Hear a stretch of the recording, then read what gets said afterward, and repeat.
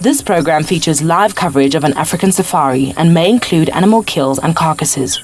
Viewer discretion is advised.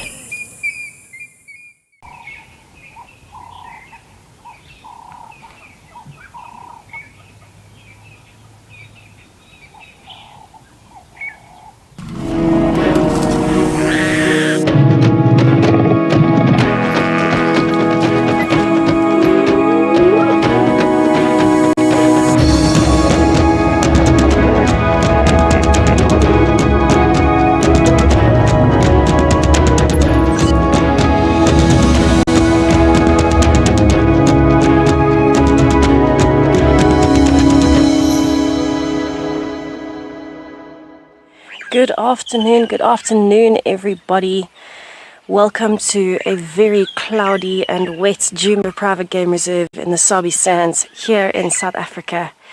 You can see we've got quite a dramatic skyline this afternoon. We have had a lot of rain overnight and during the day, and it seems to still be raining on and off this afternoon. It is a lovely, coolish day, quite humid thanks to all of the moisture. But I'm hoping that we might find some predators this afternoon with this lovely weather. My name is Tessa. I'm going to be your guide on safari here this afternoon. Behind the camera is Owen, and we've started our afternoon up on quarantine.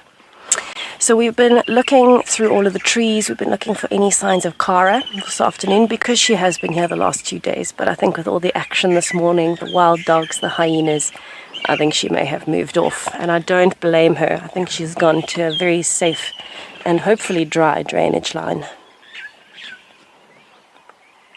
So our plans for the afternoon, we are going to try and find the wild dogs again. We're going to start off going towards Gowrie Dam, which is where the wild dogs went towards. And from there we're going to be bumbling a little bit further north. It is quite wet and still raining heavily in the south. And so we're going to try and focus a bit of our search this afternoon a little bit further north.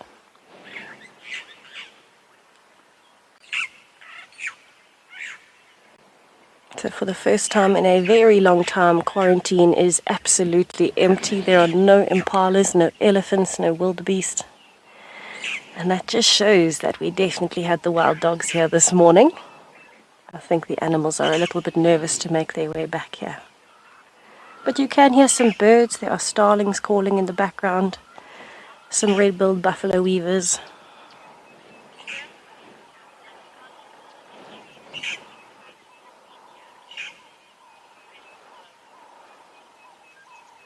Miss Rowan's class, we are very excited to have you here. Thank you so much for joining us. It is lovely to have you on board. And hopefully you bring the good luck and we don't get rained out and drenched this afternoon. And we might have some good luck with elephants and predators. Because it is lightening up a little bit, we have been seeing a few more insects and birds, mostly the odd butterfly. So I'm hoping we find big and small this afternoon. But we would love to hear from you, so if you have any questions or comments, if you would like to let us know what you are hoping to see this afternoon so we can try and find it for you, please get hold of us. You can find us at #WildEarth on Twitter. If you're under the age of 18, pop us an email on kidsquestions@wildearth.tv, or you can register on the WildEarth website, head over to the channel page and submit your questions there. Myself and Lauren are looking forward to hearing from you.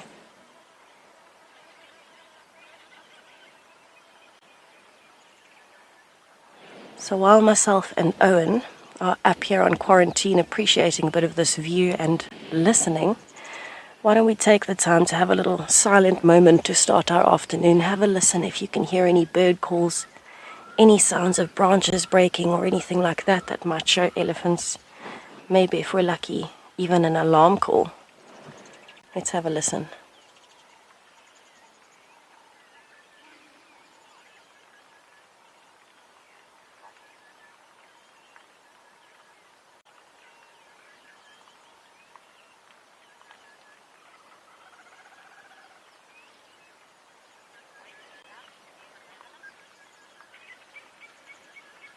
I can hear the raindrops starting to fall again on our roof. Luckily we are prepared this afternoon and we've covered everything up already. But while myself and Owen carry on listening for a little while longer and then head towards the dam, let's have a look at what our weather says for the afternoon.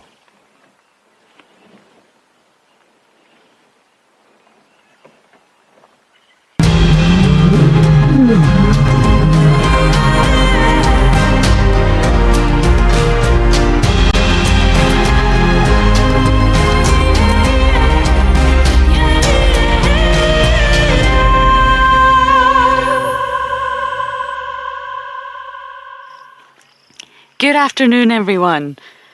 The cars are out and about for hopefully a wonderful sunset safari. Now, the rain has been on and off all day. The blue skies appear and the next minute we're hit with rain. Blue skies hit with rain. So I really don't know what we're in store for, but as you know, we will do our best at this side. This morning was action-packed and I had such a good drive despite the weather. It beat us in the end, but that doesn't matter. Good afternoon, my name is Lauren and I do have chat on camera once again. We're at Gowrie Dam and we're just going to take it easy today. The further we go, the more risk we have of getting caught. And it's not that we can't get wet or the vehicles can't get wet, but we have a lot of technology that of course can get wet. That's actually the issue. So this morning we were spending time with Navella, Swazi and Indabele and actually having the best sighting. I didn't expect any more than what I was having with the hyenas. And then of course the impala were stotting and running. I thought something's wrong, look around and lo and behold, pack of wild dogs. I haven't had dogs this entire stint and I was away for 7 weeks, so it's been months since I've seen dogs, so it was so wonderful to see them at the end of the day. Don't quite know where they are. I don't know where they went. I think they've moved off because of the rain, but we shall just scratch around a little bit for them and see if we can find them sleeping. It was a pack from the Mbali area. They're mostly young ones, but there are a few individuals like that collared one. It wasn't the Pungwe pack. And I believe they've only been seen on Juma a couple of times. So it was really good to just see them blast across quarantine, as dogs do.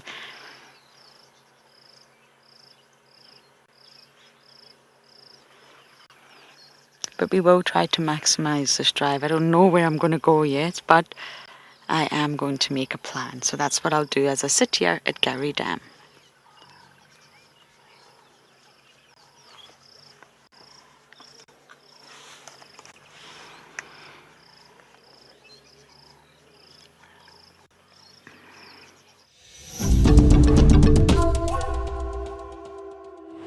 Yes, we definitely need some girl power teamwork today.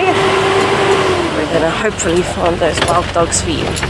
So I've just started my little bumble. I'm actually going to do the outside loop of quarantine before I start heading north, just so we can make sure we have checked all of the trees around here and see if there might be anything just on the fringes where the drainage lines are. And then we'll be splitting up, so we'll be checking different areas for those wild dogs. Since they were last seen at Gowrie Dam, I know Lauren is there. Hopefully one of us will be able to pick up on some tracks and find them. So I am also really hoping that especially these more open areas where there might be the occasional flower, that we do get to show you some insects this afternoon. One of my passions in life is studying insects. We'll see if we can get some. I think it becomes quite difficult for them to fly in the rain.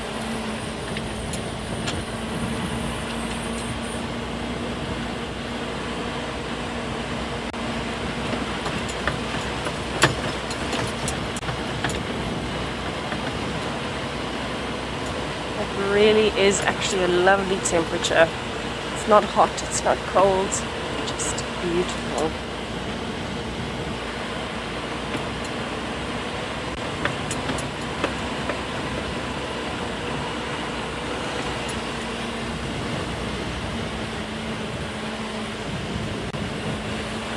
I wonder if we will get lucky with Cara today.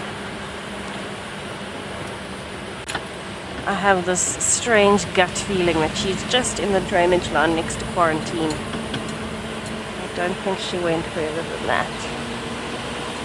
She is so good at hiding. Very tough leopard to spot, especially when she's in a tree or just lying in the long grass. She's so good at hiding. But let's see how we go. Maybe we'll get lucky this afternoon. I'm hoping we will, considering the weather. Wish us luck.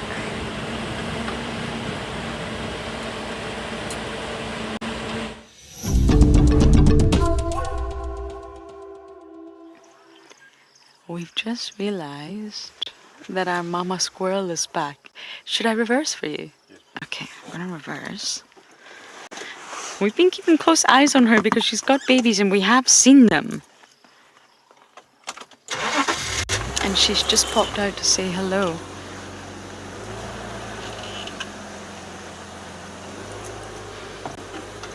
Oh, she's probably trying to dry off. And this morning with the dogs was a great example of how animals just get wet. There is... Oh, battle. Be careful, squirrel.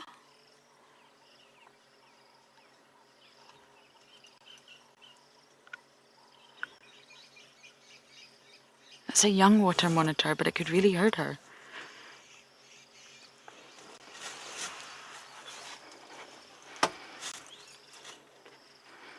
Both claiming this tree is theirs. Standoff. Mammal versus reptile.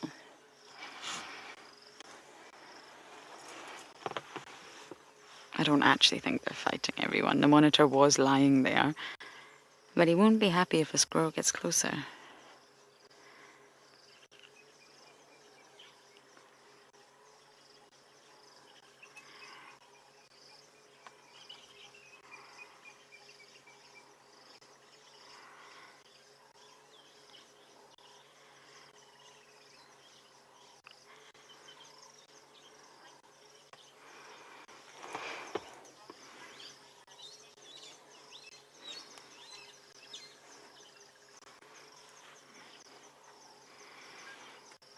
Look at the two of them just staring at each other. This is the same squirrel, I'm sure of it. It is the female, and it is the one that moved her babies the other day, or babies, so we did only see one.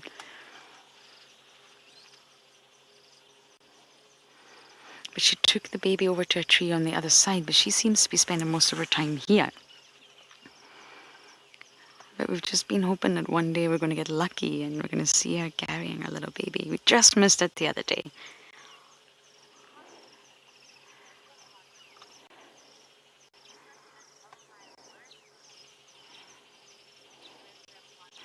Linda Poley! You're saying this is such a oh my word moment. It is very bizarre. That's why it's sometimes good to just stop. But you're right, Linda.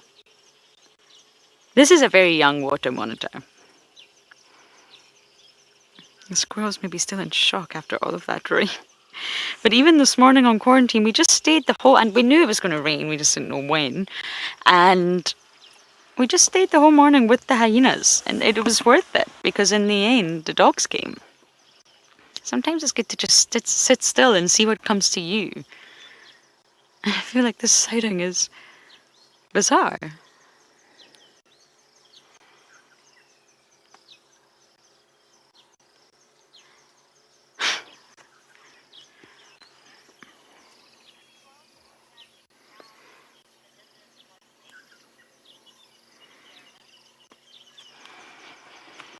I'm not sure, Sarah. I would imagine so. The lizards haven't had much sun today. In fact, there's been almost none. They're probably low on energy, and they both use this fallen over knobthorn. So there's very little chance that they are not aware of one another's presence. We've been seeing this squirrel in this tree for about a week now, and the monitors are always here. They both utilize this as a habitat. It's a fantastic tree, actually. I even use it to mark water levels in my own sort of head. And yeah, I think she would just stand there if it was a bigger one. I'm not entirely what she's doing. Squirrels are normally full of beans. Maybe she's just trying to dry off.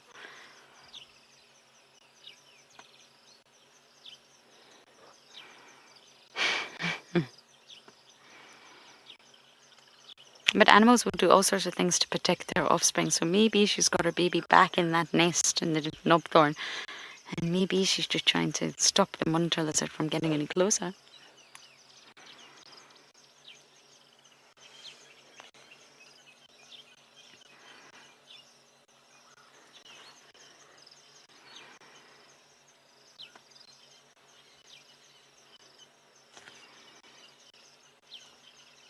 The birds are chirping. Everything's coming out since the rain's gone off. It's only just gone off. We didn't even think we were going to get out on time. This shows you how quickly the weather changes here.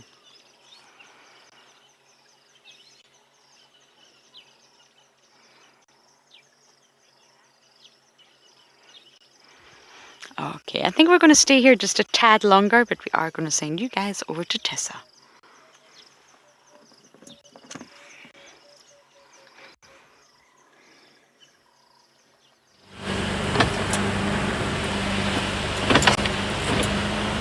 Goodness, that certainly sounds like quite the interaction between those two. It's amazing how all of these animals can become so tenacious, so protective. I can't imagine if there was a lizard the size of me. I suppose it would have to be a dinosaur. I can't imagine having a face-off with a dinosaur. In essence, that's what the squirrel is doing. Wow.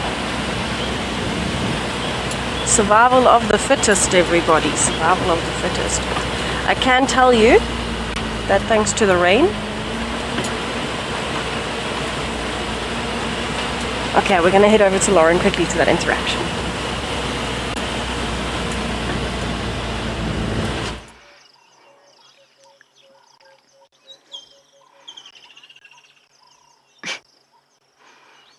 A little bit of action there. Lizard got up, squirrel ran back. Chad said he saw movement in that stump. I didn't see it. But if there's movement in the stump, then it's not mum, which means the young or the baby, I don't know if it's more than one, is in there. And that's what she's doing. How fascinating. But the baby that we saw, I'm not able to show you the photo, but it's tiny. It's very, very small. It's not mobile or any... Oh, she goes up, she goes up. Okay, she's gone in.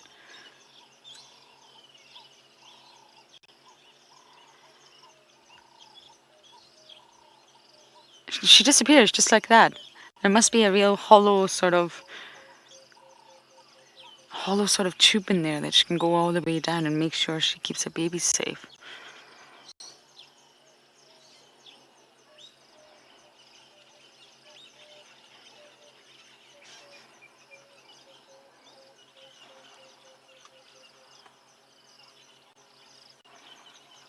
I hope she doesn't think about bringing them out now.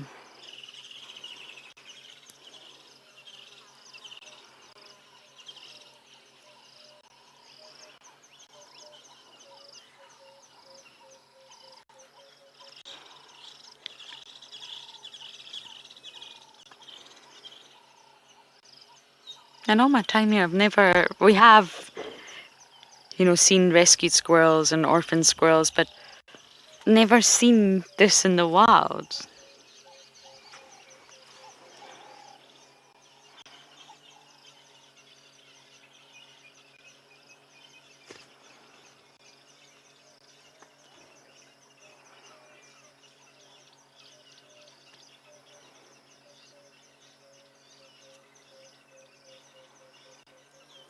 And it was very cool, I must say.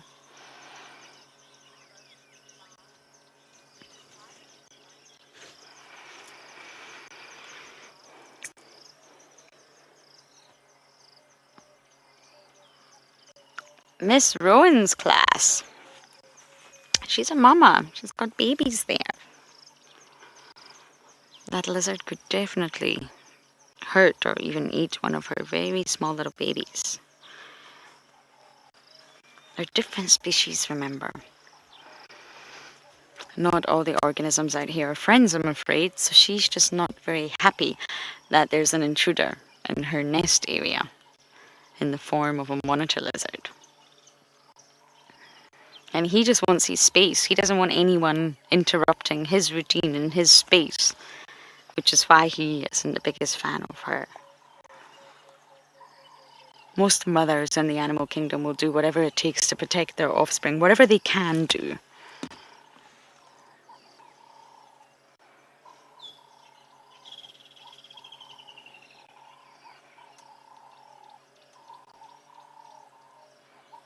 I wonder if she'll come back out again or if that's it.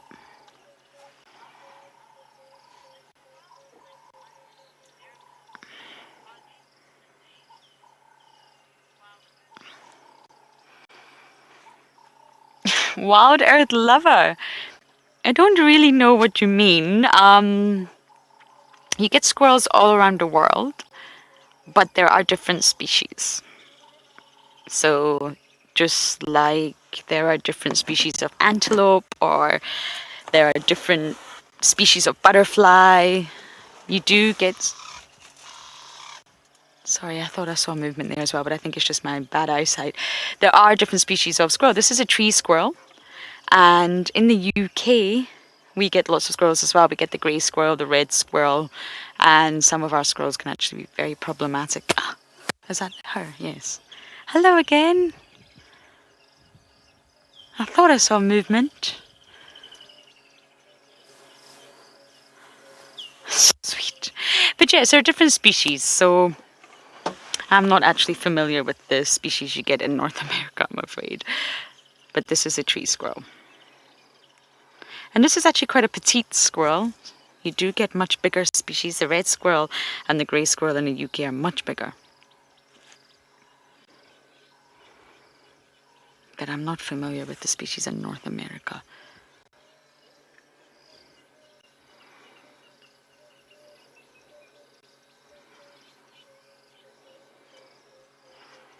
This one's particularly petite.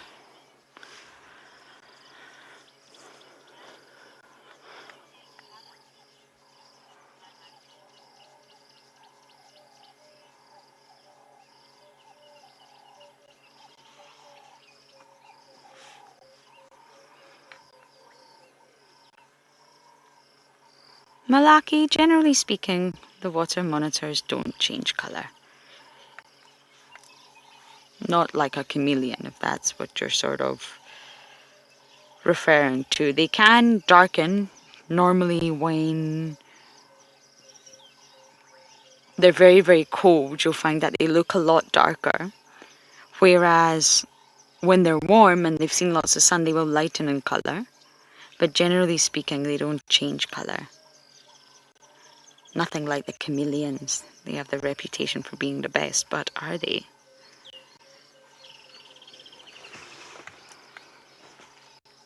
Some lizards can change colour, but I believe the water monitor not so much. And of course, age will also play a part. Little juveniles are normally a little bit more colourful than the adults.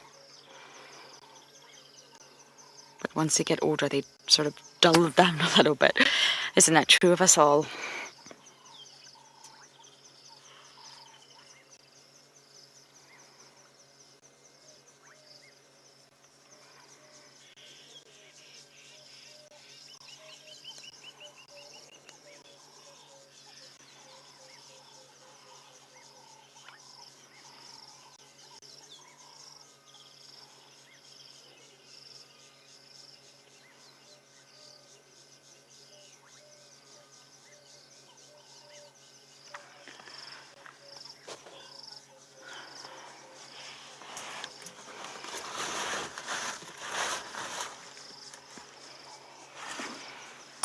I don't think we're going to get to see her babies just yet.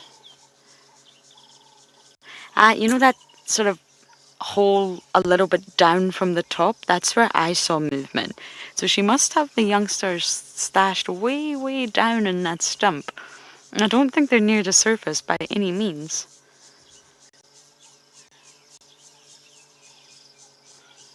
I think this is the most stationary I've ever seen a squirrel.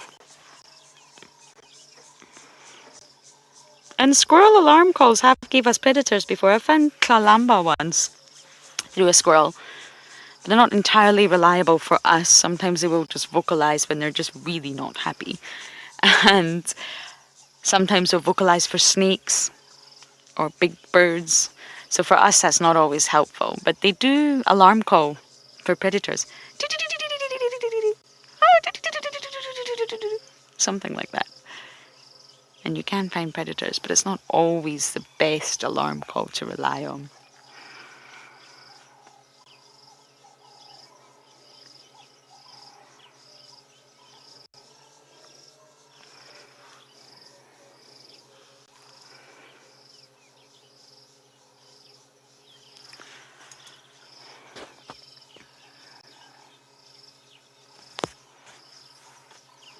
We're just going to sit here by Gowrie Dam a little bit longer.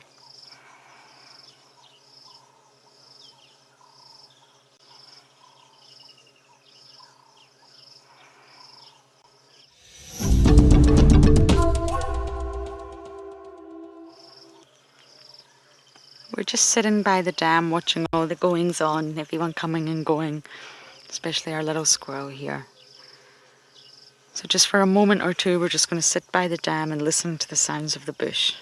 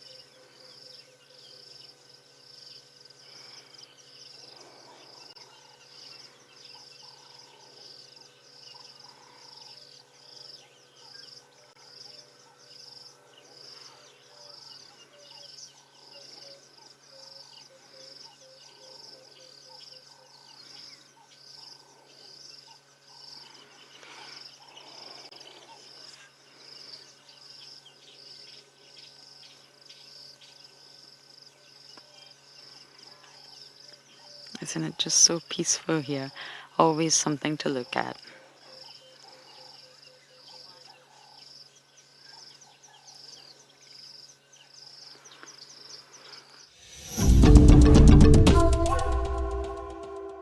So we've actually found something a little bit different this afternoon. We've been looking for elephants. We've been seeing a few signs of them, odd branches broken here and there, some tracks, some trees that they've been pulling branches off of. But this I actually found in the road. It's a little bit dirty from the rain. I think the rain's been moving the sand around on the stick. But this has been chewed by an elephant, and fairly recently as well. It's not an old branch that's been chewed by an elephant. It's quite fresh. And what I wanted to show you is what they actually do with these branches. This would have been taken off of something maybe like a marula. It does look like a marula branch right on the end. And they actually turn it around in their trunk. So they put it in the mouth and it rotates from end to end. So I don't really want to have to demonstrate in my mouth, but basically put it in on one side and turn it and turn it and turn it all the way through the mouth until it comes out the other side. But what I wanted to show you is actually the tooth marks on this branch. So if you have a look over here, you can see the bark is still intact, but there's a little patch here that's got no bark, and a little patch there that's got no bark, and then big patches where there's no bark. So the bigger patches is actually what they want, because they're trying to get the bark off completely. And here they haven't quite kind of carried on with it. So what they've ended up doing is chewing but not getting all the bark off. And this is actually from a tooth. And that's from a tooth. As it's rotating, it's the same size. So I would say this is a fairly young elephant. It's not a massive elephant. And it's been moving it through. And this is from one tooth just taking a chunk of the bark off. And then it rotates a little bit and it takes the next chunk off. You can see that chunk is about the same size. And that's what it's doing, just to try and get to the underlayer of the bark. So I'm going to take a little piece of the bark off in between. It's a very thin piece. I'm going to try and move the canvas for you. Very thin bark. But what they're looking for is in the middle of the bark layer is a layer called the cambium layer. And that's the layer of the tree that gets the water from the roots all the way up to the leaves. And it also transports, through photosynthesis in the leaves, a lot of food is produced.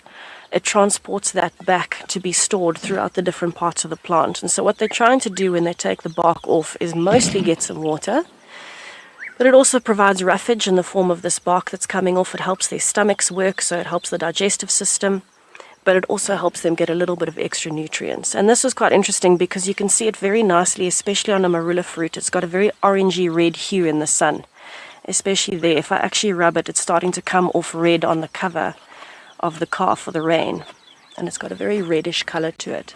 So this one is nice and fresh, and it just shows what an elephant has to do to get all the different elements of its diet in at the same time. So it'll eat on things like the roots of the marula fruits themselves, the branches to try and get the bark, and this is why elephants ring bark trees on the main stem. And it'll even have to do grasses, flowers, all of those things on the herb layer as well. So there's a massive diversity to an elephant's diet.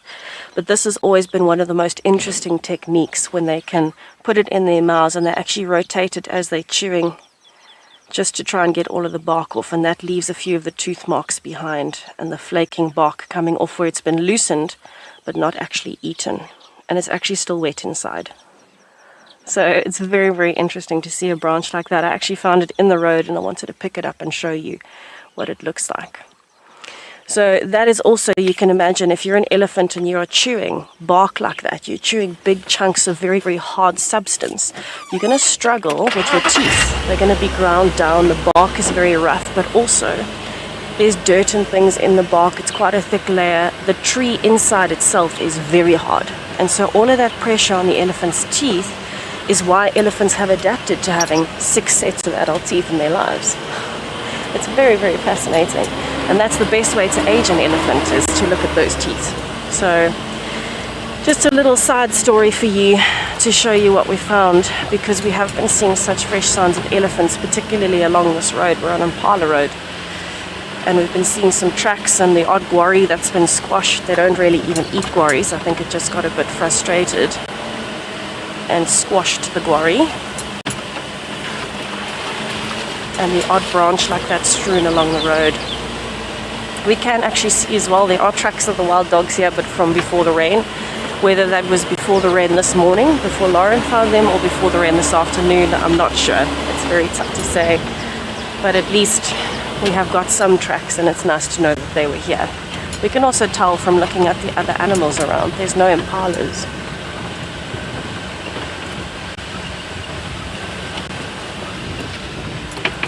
Susan, yes, it's actually one of the most common causes of death in an elephant is not fighting or anything like that. It's the fact that they die of old age. It's one of the few animals out here that consistently dies of old age, one of the few species. And that's because as the teeth are getting ground down, when you're in your 6th set, so you're between say 50 and 60 years old or just over 60 years old, you've got your 6th set of teeth. There's no more teeth to replace them. So if your teeth are getting ground down and there's hardly anything left, you won't be able to ring bark a tree and actually process the bark to get the water. You won't be able to eat the bark just to get some roughage in your system. But even things like leaves and grass stems, they're actually very hard to digest. Because of the cellulose in the plant walls and in the structure of the plants, it's a very difficult parts to digest, and the digestion process starts with your teeth. Even for humans, if you haven't chewed your food properly, your stomach can't process it properly, and neither can your intestines.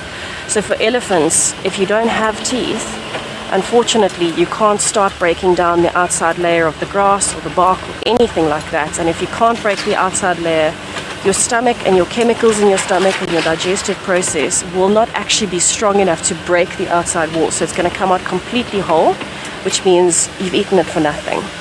And that's actually what led to the concept of an elephant graveyard. It doesn't actually exist. They don't go to the same place to die. They are known for being very sentimental. They will go visit the carcasses or the bones of elephants in their family that have died, but they don't go somewhere specific to die. The difference is when you've got no more teeth, you can't eat bark, you can't eat leaves, you can't eat most of the stuff you used to. And so what they end up doing is going towards water holes, because the plants near the water holes are softer, so they're easier to digest, and also they're trying to fill themselves up on water. And so that's how most elephants actually die of starvation in their old age. Very sad process to see.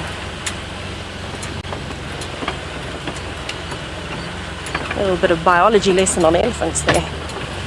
I like it. I mean, as is with an elephant's teeth, they're very big. An elephant's back molars are massive. They're the size of my mouth. But,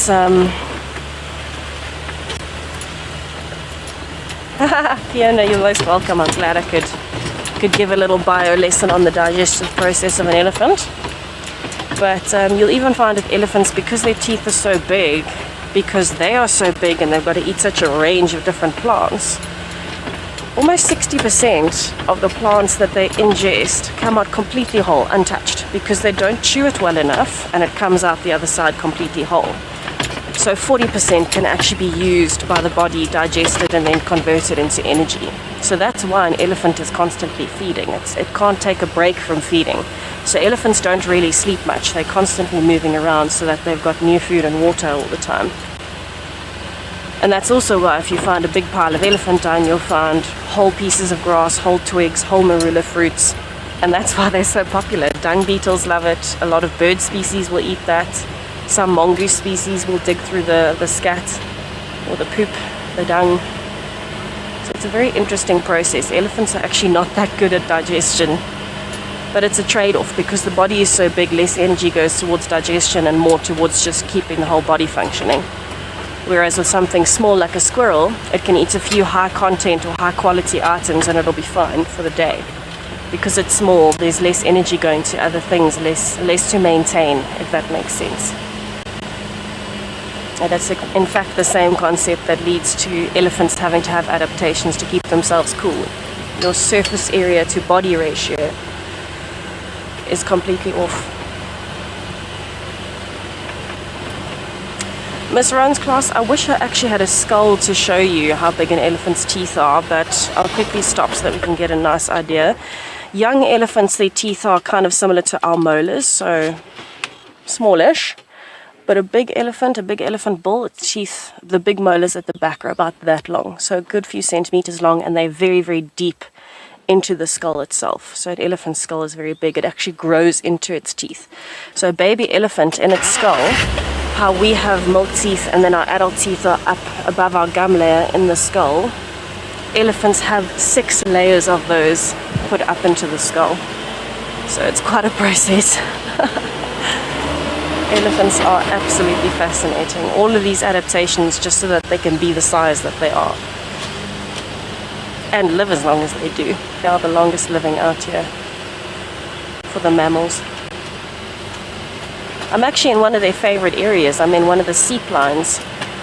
I'm going towards Treehouse Dam, and there's a lot of bush willow here, and bush willow is very sweet. So elephants really do enjoy that. So I'm hoping that we are going to find some elephants. I'm happy that the rain is held off for now so that we're not rushing back to try and find shelter. And hopefully the animals will be coming out as well. But it is lovely to see the bush so lush and green and wet. All the grass is still dripping. And the flowers are starting to open, so I'll see if I can find you some.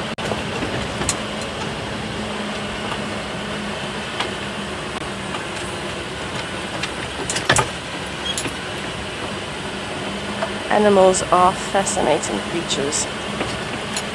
That's why I'm a firm believer that animals are much more adaptable than humans are. They have to be, otherwise they won't survive. where we have, as humans, we've developed a world around us to make our lives easier instead of animals which have to develop themselves to adapt to the world around them. We've done it the opposite way around. So we get less adaptable because we just make things that adapt for us. Very interesting concept. Could talk about it for hours, but let me not do that. I'm going to head on towards Treehouse Dam, and hopefully I might be able to find some elephants there.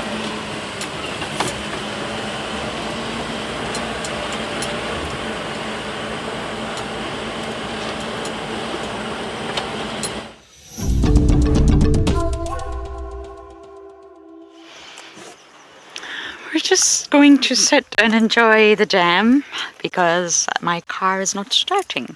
So I'm not actually able to go anywhere. But luckily we have lots going on around the dam. Hippos, kingfishers, monitor lizards, squirrels, antelopes. So we are just going to sit for a moment or two and just enjoy the sounds around the dam.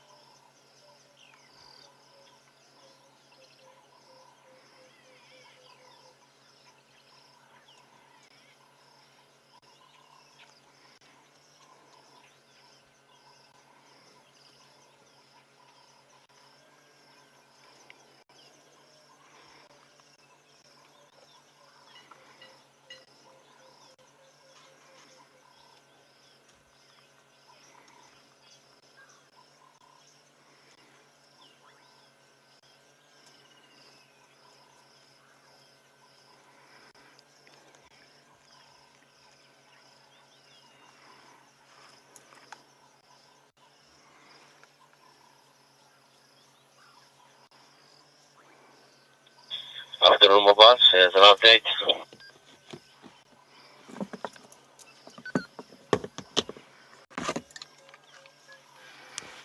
Good afternoon. No updates so far. I'm afraid we had the Madash on quarantine this morning, but we've not been relocated.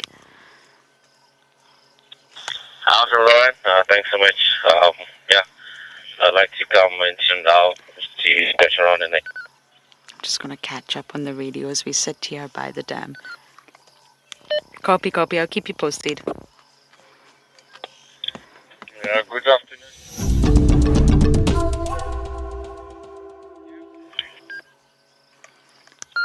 After yours, Wendy will not start, which is why we are in the same position. Afternoon sessions, we had tracks of it. So,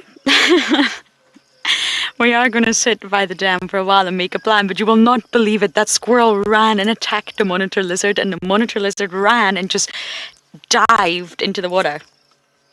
Freestyle, into the water. Welcome back, yours. And that is a mother protecting. Somewhere on the drive. Absolutely, season. Protecting his offspring. That's just fierce. A squirrel attacking a lizard. It's just unbelievable.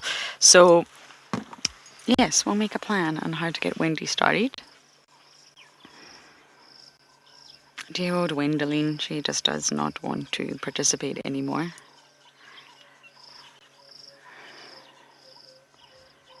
At least we're on the damn wall. Could be worse.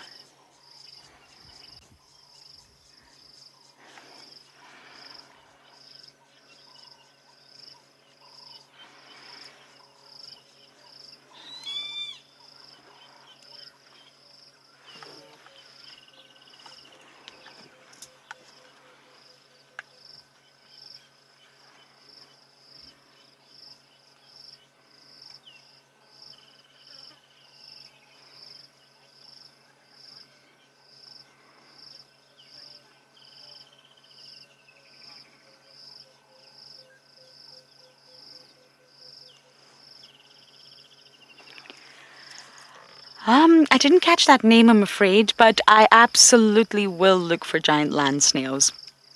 I have not seen any, but after the rain, as you know, land snails come out, and they're also one of my favorite things to see. They are utterly fascinating animals. Although they're slow, they should not be underappreciated. I know a few of you also love them. So I absolutely will look out for them 100%. Once I can get my car moving, we shall do that.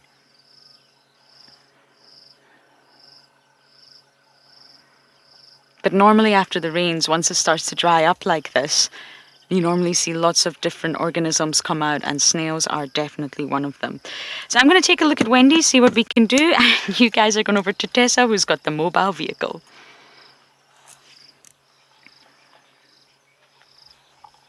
Stuck in the drainage first though. Oh, Wendy, old girl. Good luck, Lauren. I hope you get her started. I have that feeling of impending doom when you're about to get stuck. I have that feeling. After all of this rain, you've got to be very careful which roads you drive. And I have a feeling that it might be Rusty's turn to get stuck this afternoon, but I don't want to jinx myself, so don't do it, Rusty. Don't do it.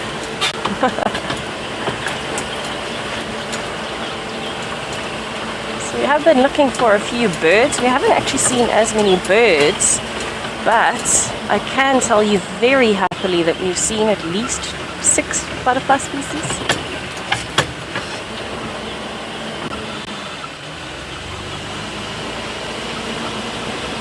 Venus Smith, yes, it will definitely affect how animals act, move, how they function, weather like this, because you can imagine for predators it's an advantage. They are looking for conditions where their scent, their smell, and the sight of them can be covered up, because they need to be able to give the element of surprise, and they need to be not too hot when they're hunting. So normally this is why animals are nocturnal. Hello, Impala. You can see things like the herbivores are quite nervous. So predators that would normally hunt at night, lions, leopards, they would be much more active on days like today. Things like wild dogs would 100% take advantage of weather like this, which they did this morning. It's the perfect weather for it, because they're not too hot, and because they... Oh, OD, no, never mind, it's flying away, brown snake. But things like impalas, because they are prey species... Okay. The rain covers the sound and the smell of the predator's approach. Gone again.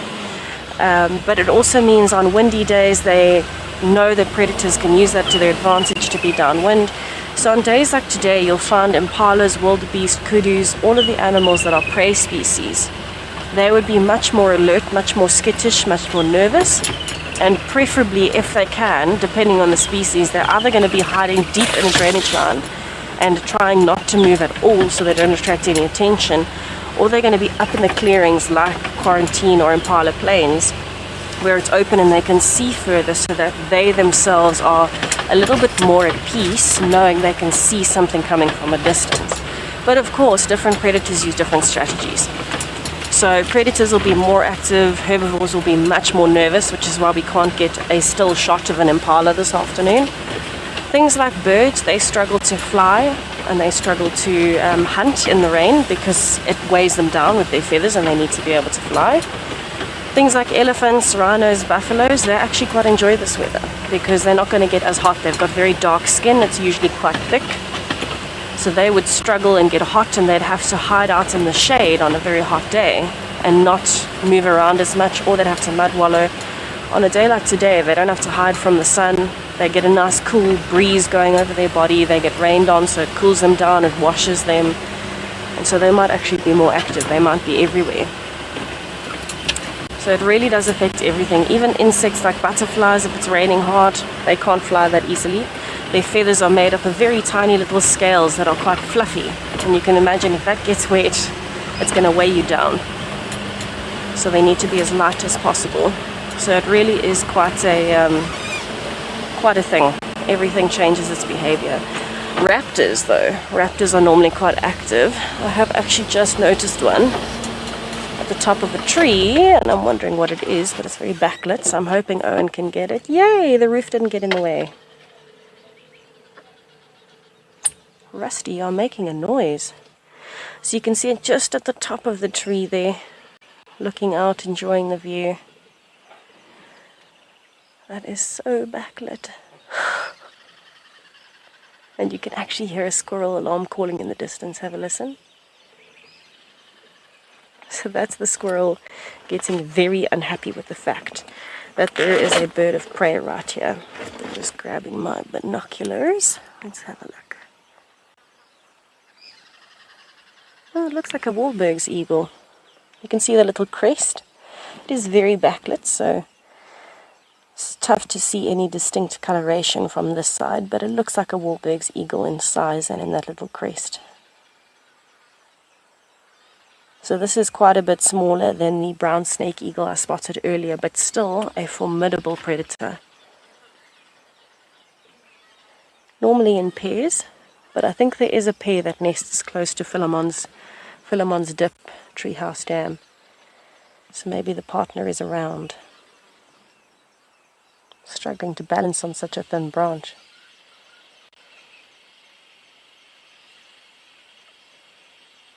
So that squirrel alarm call is something that we use to help us find animals, whether it's birds of prey, like this Wahlberg's eagle, or even something like a leopard. The squirrel will alarm. And you can hear it's quite consistent, so it's not giving up. So I'm very sure that the birds of prey are going to be out in force this afternoon. And that's a combination of this Wahlberg's eagle enjoying a bit of the sunlight to dry its feathers.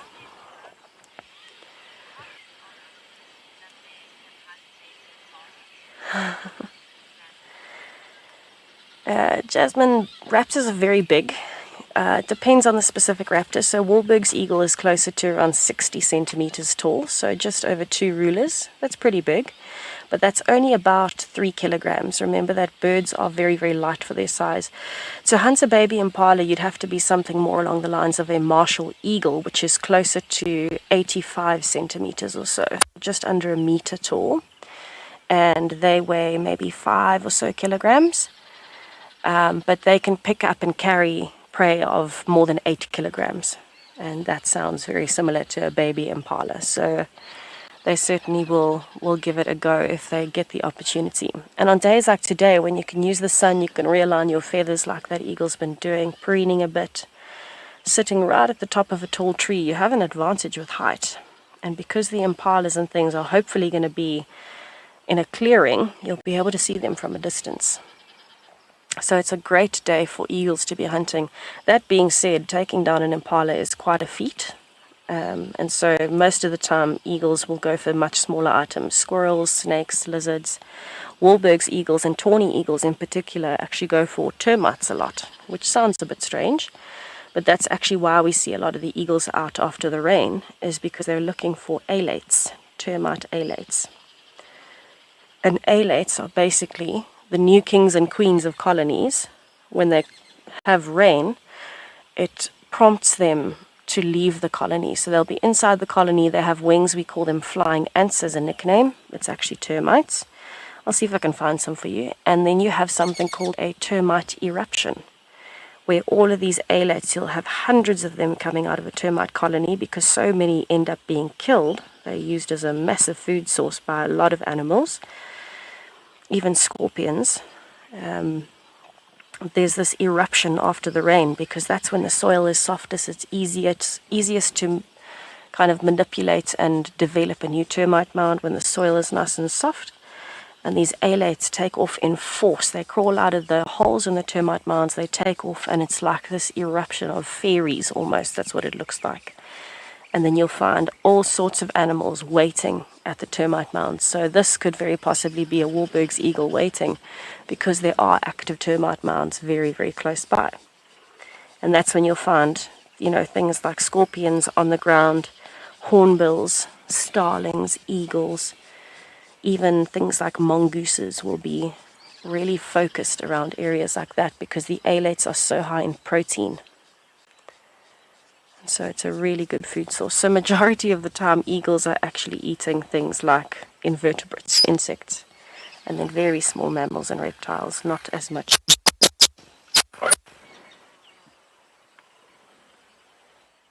My mic pack seems to be playing up after the rain a bit. Sorry, everybody. So this eagle is looking very nice and relaxed, and what is nice to see is that the sky behind, we're actually getting a bit of blue sky through there.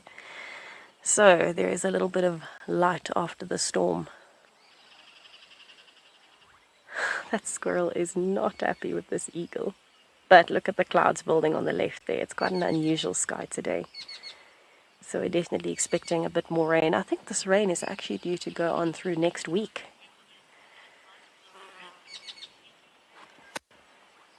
Okay, so while we just take in the scenery a little bit, I think it's a good time for us to just spend a little bit of time listening.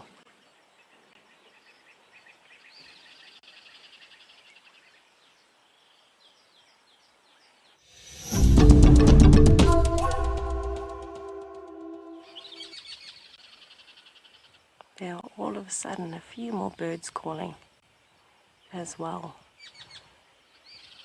Let's just have a listen. That squirrel alarm calling is one of the most captivating sounds. So while we watch those clouds rolling over and the eagle resting happily, let's just have a listen to our surroundings for a bit and take it all in. I can even hear bubbling casinas, frogs, after the rain.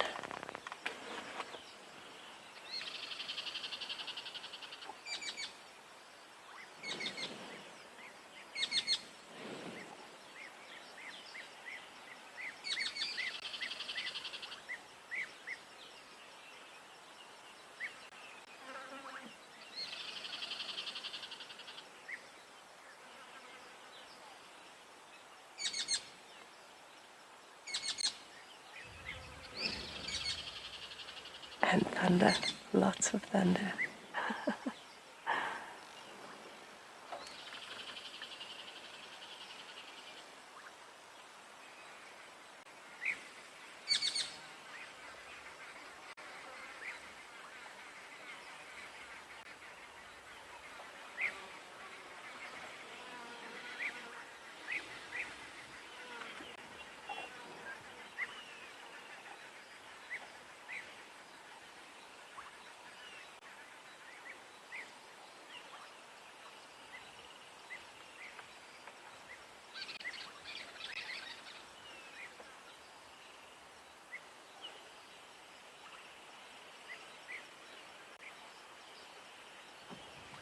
It's amazing. Just sitting here, I can hear insects buzzing.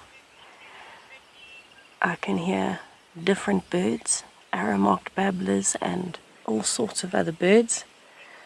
I can hear frogs, bubbling casinas. I can hear the thunder. I can hear the squirrel. I can even hear insects that are calling and not just buzzing. So sometimes when you just sit and listen, there's so much more to see and hear than you thought.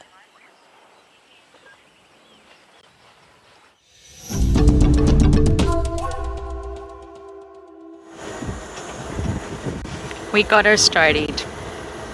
Something to do with the immobilizer.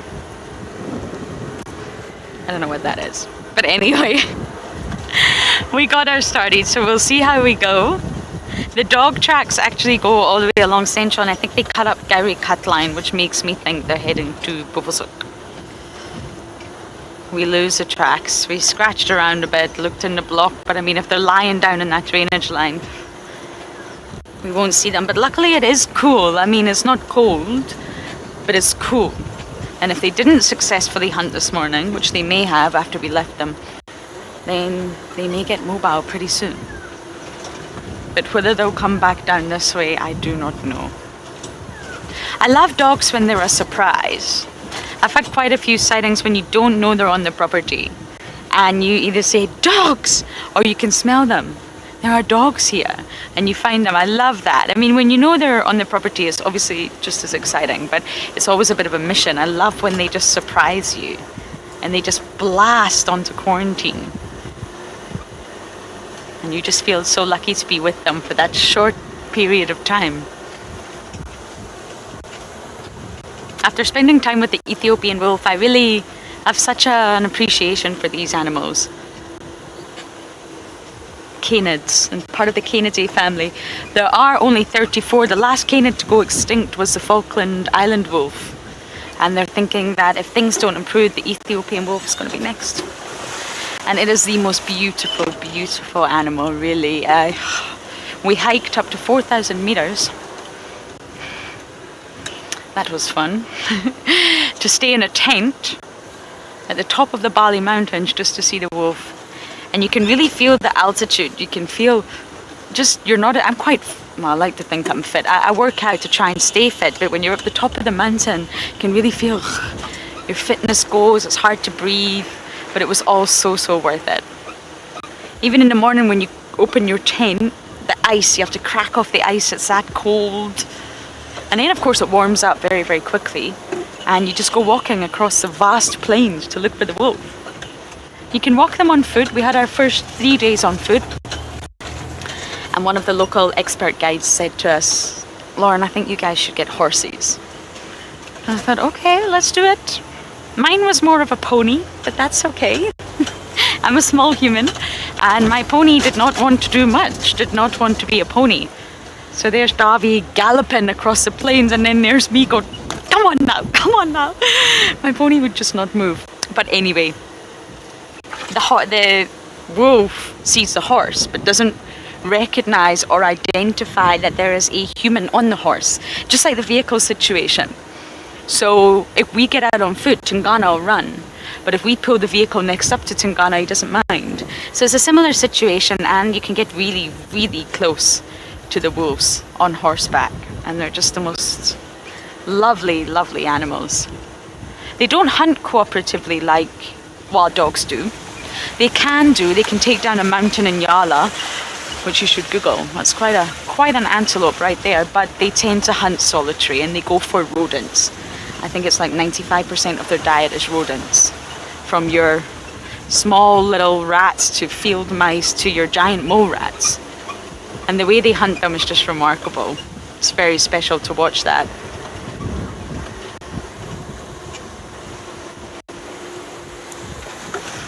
Lilypan, you're saying you wish you could travel the world for nature.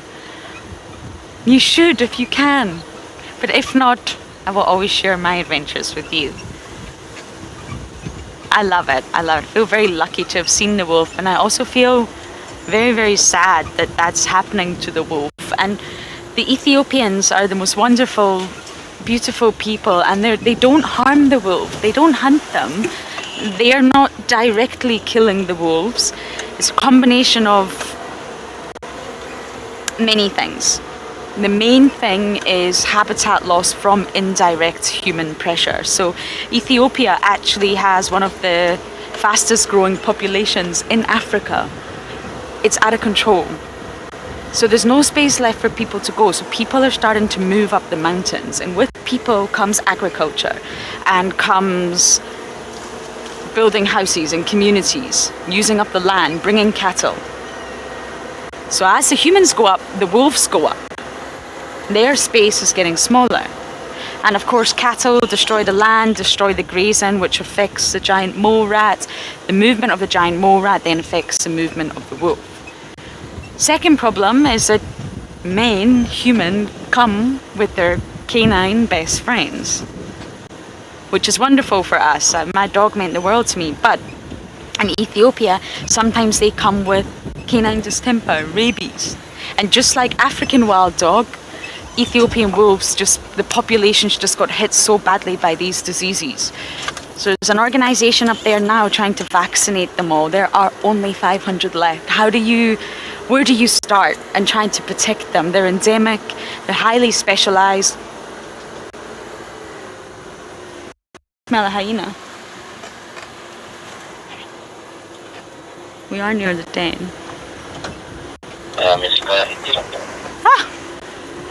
Miska is active. I'll be joining you there shortly.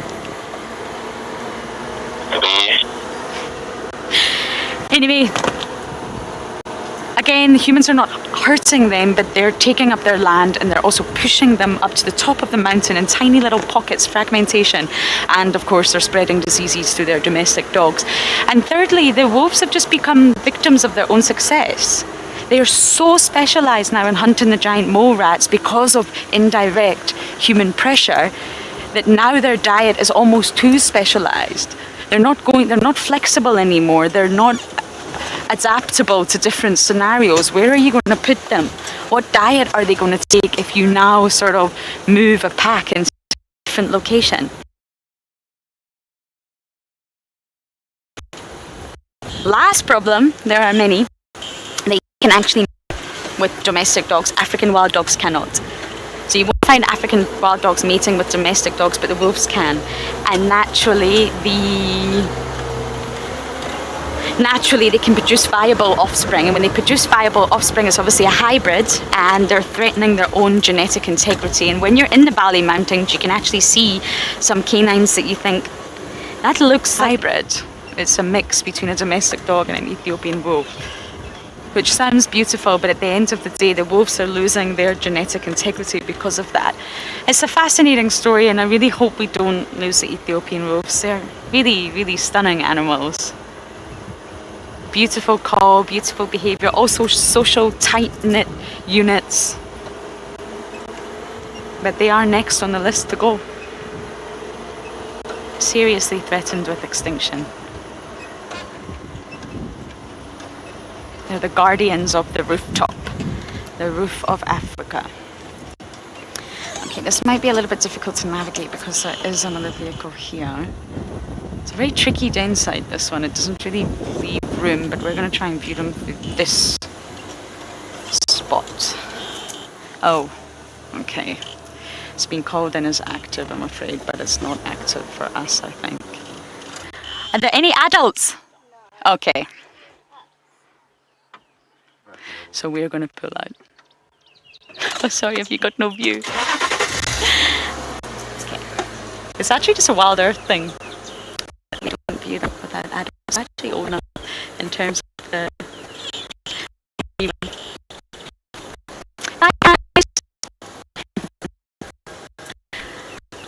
Yes, other vehicles do view them.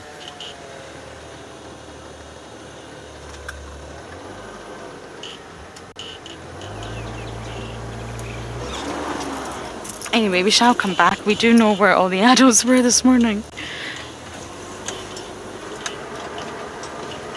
But the three little monkeys in there look fine and dandy.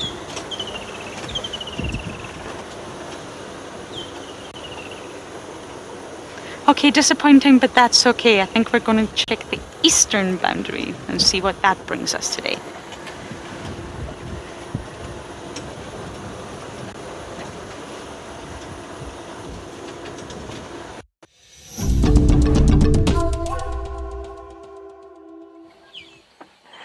So we have just arrived at Treehouse Dam, and it's actually a very peaceful scene this afternoon.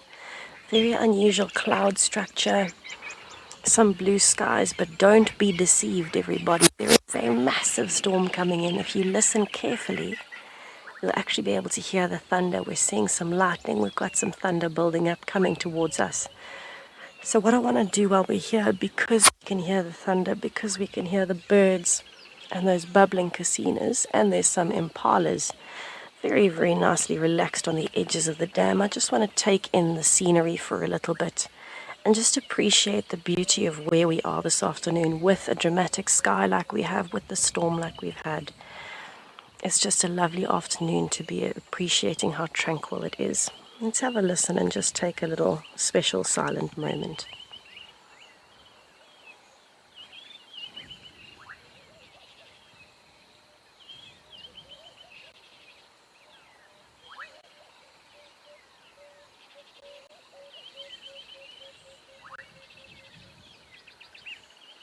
Ah, Mr. Warthog has joined. How lovely.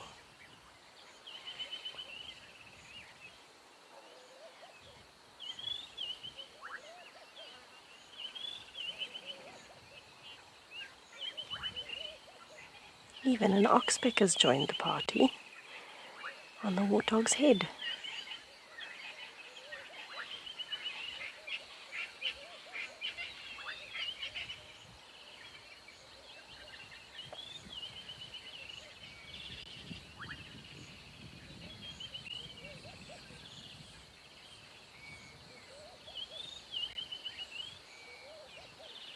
How wonderful to be able to hear this thunder as the storm is building up. I think all the animals are getting in as much action as they can before the storm hits, because they know it's going to be a big one, and so they're taking advantage now. Everybody's calling, everybody's feeding, and I think they're all going to be hiding very soon when it hits.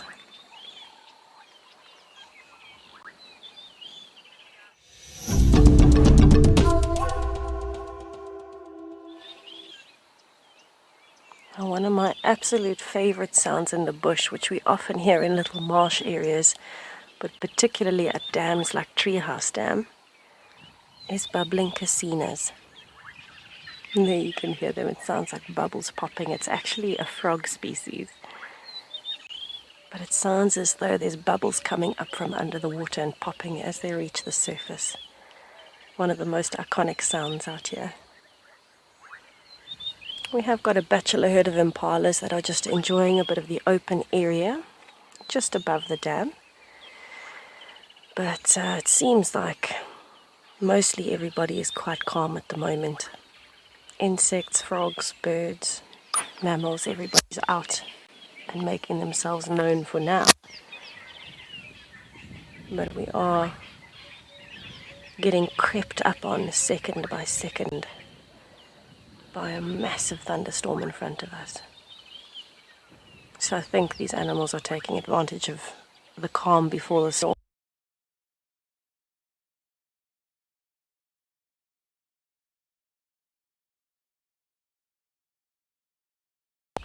You can hear the thunder. So it is quite...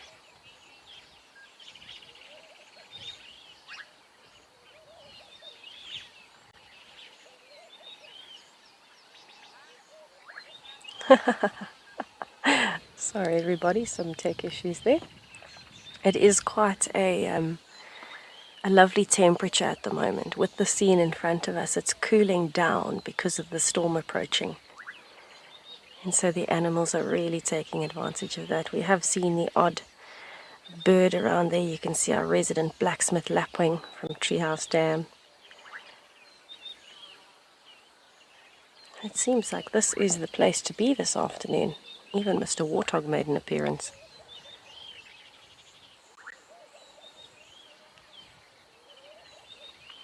If you actually have a look, it's a very deceiving skyline today.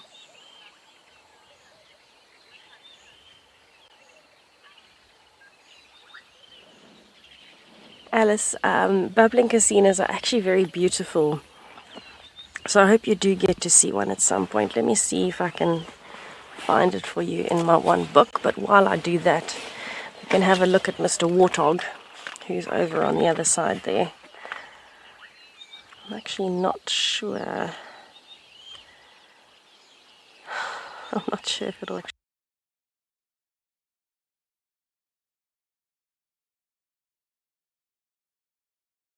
They're all wet. But it's so interesting how just before the storm, all of the animals come out. And so everybody seems to be really just enjoying their time. Okay, there, I found it, Owen. I hope there's no strange noises. I'm just moving my mic back. So this is a bubbling casino, Alice. Owen will zoom in on it for you. It is quite a stunning frog species. You can see very distinct striping down the body, and it's almost like a light sandy color. It looks a little bit rubbery because it's always got a nice wet layer over the skin. But what's very striking is these two spots above the eyes, and then this very dark streak down the back and down the sides. Very typical of a bubbling casino. And it's usually actually the males that are calling. So there are a variety of different frog and amphibian species that you would find here, but bubbling casino is definitely the most prominent sound that we hear from frogs. Very, very pretty. Oh, what have you got, Evan? Some movement in the water. That's a terrapin.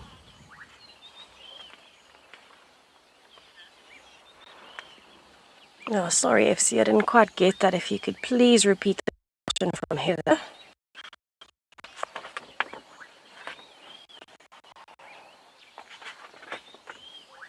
We seem to be having the odd communication issue because of the storm, I think.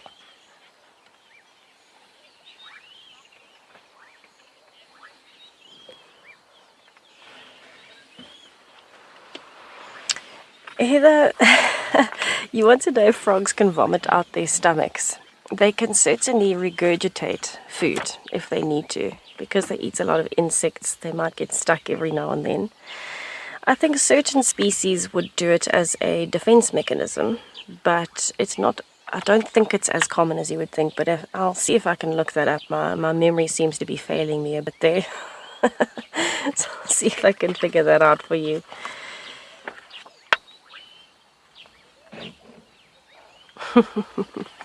There seems to be a terrapin that is really enjoying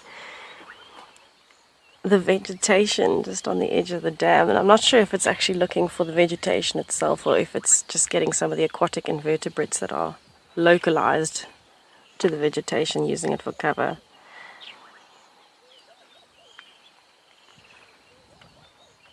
Goodness gracious, the whole plant is moving.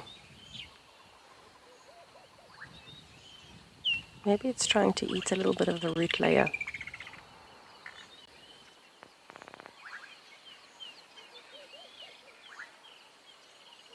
Or maybe it's trying to get its little beak.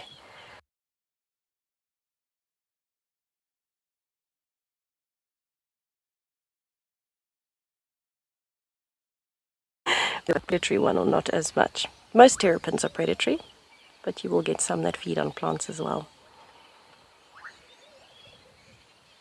Good find, Owen. Thank you.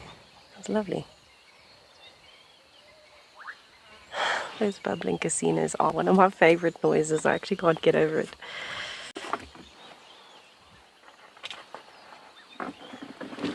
Sorry, you will hear a little bit of movement every now and then, everybody. We just, every now and then repositioning something for the rain.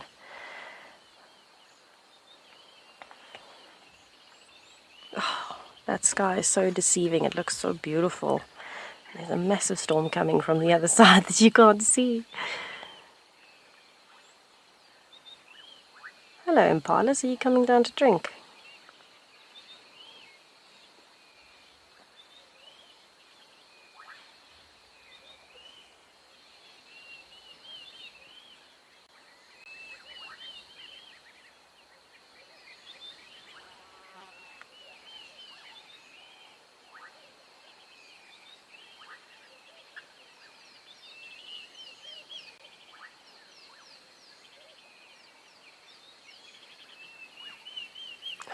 That is lovely. There's so many oxpeckers to see today.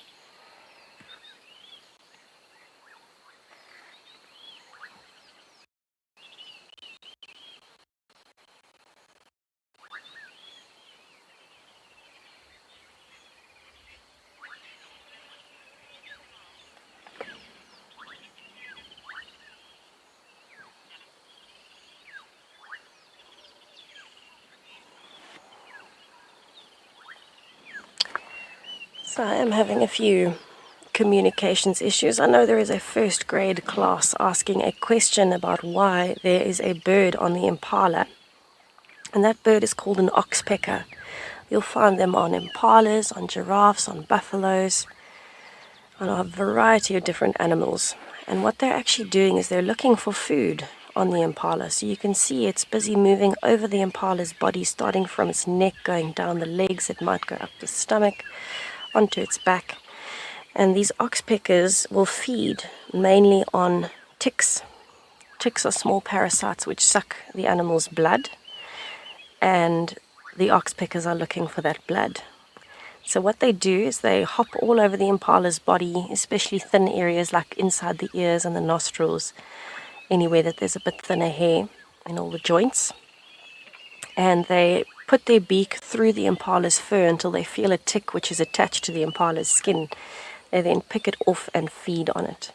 So they're actually doing a little bit of pest control for the impala. They're also an excellent early alarm system. They've got very good eyesight, so they might see a leopard coming before the impala does, and they'll warn everybody. But at the same time, obviously, just getting rid of those parasites, because parasites can carry diseases that the animals can get. So they're getting food from the impala, and the impala is getting a little bit of pest control and an extra safety barrier from them. Every time you can hear oxpeckers calling, you know there might be some bigger animals close by. You'll never find them on things like elephants or predators, though. They don't tolerate them at all. But I think they would also be a bit nervous to try and eat a tick off of a leopard's ear. I would be.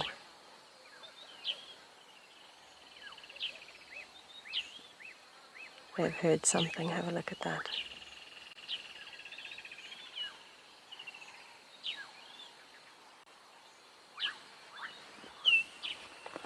Definitely heard something.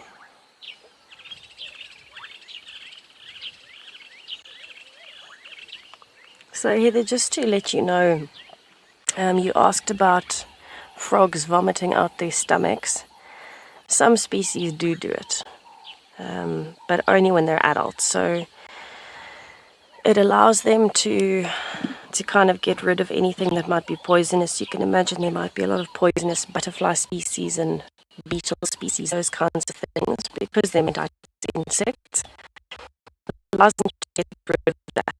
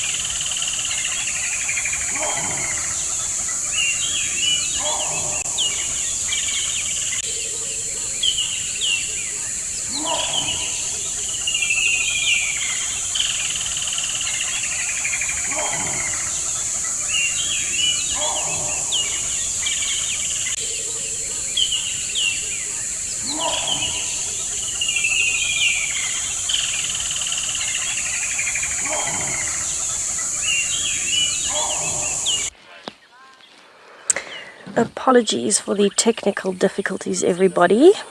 I think the storm is playing havoc here. We've got some gremlins with us on drive today. But we're back. We're still at Treehouse Dam. And I was busy chatting about frogs for Heather. And yes, frogs do expel their stomachs. I don't think all species do it, but some definitely do. And it just helps them get rid of some of the toxins because they swallow their prey whole. If they swallow something like a poisonous beetle or anything like that, it does mean that they want to get that out of their system, so they can actually expel their stomach. Some species will actually clean the stomach with heat just to try and get the layer off from inside of their stomachs. So yes, they can expel their stomachs. Thank you for testing my knowledge there. But I don't know if you actually knew that frogs actually also swallow using their eyes.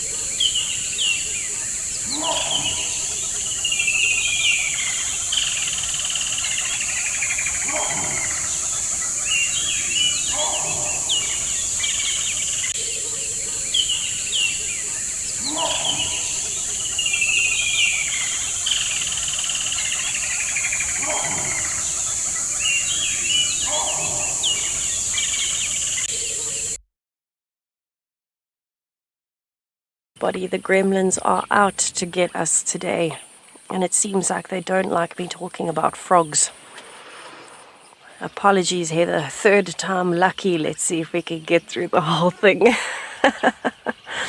Yes, frogs can expel their stomachs, and they need to do this, for example, if they've swallowed something toxic. So quite a few beetle species, some locust or grasshopper species, things like that, can be toxic.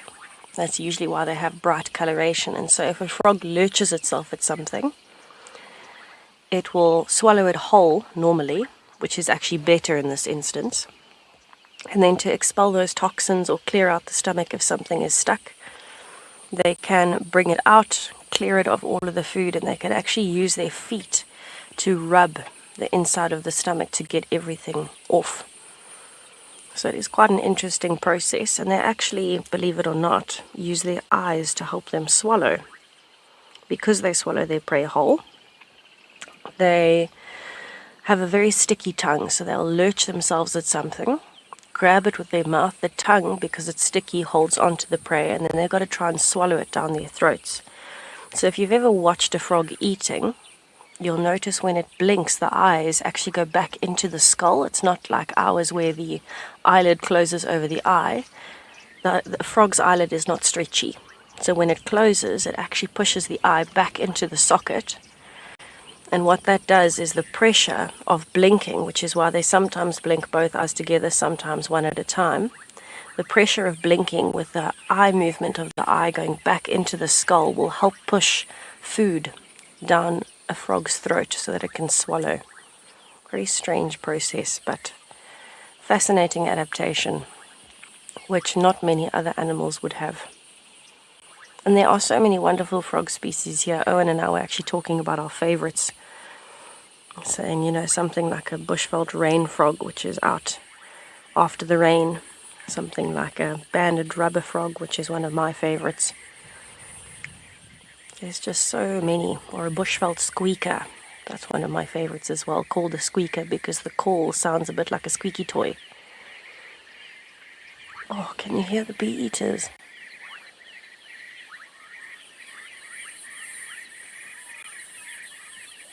I wonder where they are. I can't see them, but I can hear them. I'm hoping they're coming closer. The bee eaters are very big fans of dipping themselves in the water.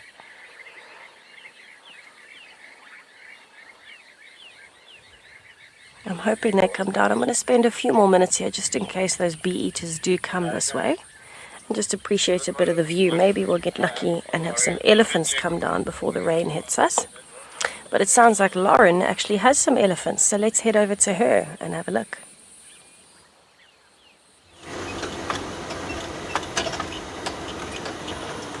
We've just been sitting with a lovely herd of ellies, but sadly they've gone into the thicket. Now I am just checking the eastern cut line, but I'm a little bit, there's something very, very dark coming in. A bit scary looking. But we'll start making our way inwards. I really just wanted to check to see, wow, any signs of Klalamba. The rain was hard, so that's going to have sort of washed away any tracks that was on the hard terrain. But naturally, oh, there's a bustard. I didn't see you, sorry dear. But any tracks on the really, really soft sand you will still be able to pick out. But I feel like I'm driving into a storm. You know, you get those people that chase storms. Storm chasers. That's what I feel like right now. It could just be dark clouds.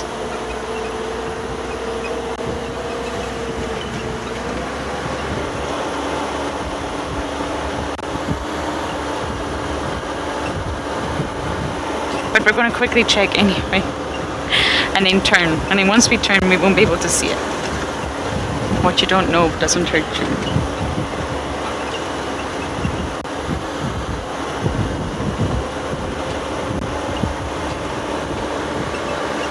Elijah, we have many cool insects, especially the flower crab spider. I put one on live last week, or maybe the week before. I do feel the insect life is not quite booming as it normally does here, that's for sure. But yes, we get very cool insects. We get the flower mantis, that's epic, that insect. We get lots of different moths, hawk moths, bees, butterflies, flower crab spiders, although they're technically an arachnid. But yes, we get lots and lots of insects here. The diversity and the abundance has been the lowest I've ever seen it. But I'm hoping that maybe with the new rains, everything's just late due to some sort of climatic effect, and I really hope life flourishes. I mean, at this point last year, you were sort of driving like this and just getting insects in your face 24/7, and that is just not the case. You were driving like a drunk driver, trying to avoid all the dung beetles on the road, and where are they? There are tons of dung balls, elephants everywhere. Where are the dung beetles? I don't know, I don't have the answers, but yes, we get really, really cool insects here.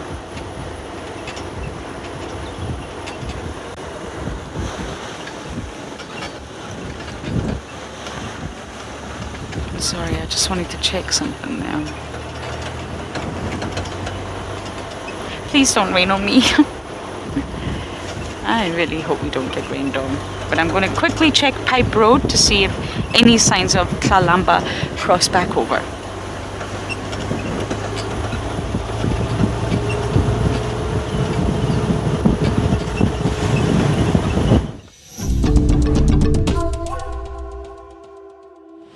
Oh, Tlalamba sounds very exciting this afternoon. So I've actually just left the dam. We did get a glimpse of the European bee-eaters as they came past, but they didn't stop at the dam like I was hoping they would. So we're actually driving towards Gowrie Main. We want to just have a little bumble along there and see if there might be any tracks of anything coming in. And then from there we're actually going to head back towards the central part of the reserve and see if the wild dogs are becoming a bit more active. Maybe we might bump into them somewhere. It is getting nice and cool now, and because the storm is building up very quickly, it does mean that the animals will know that and they're going to be preparing for the rain already. And that should be cue enough for the wild dogs to wake up and start hunting towards Quarantine or some of the other open areas.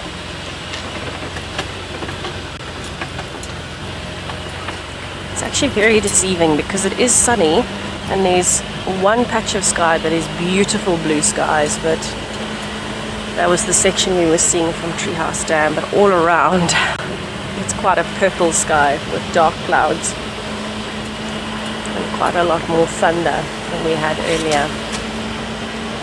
So hopefully it gives us a little bit more time before it starts coming down.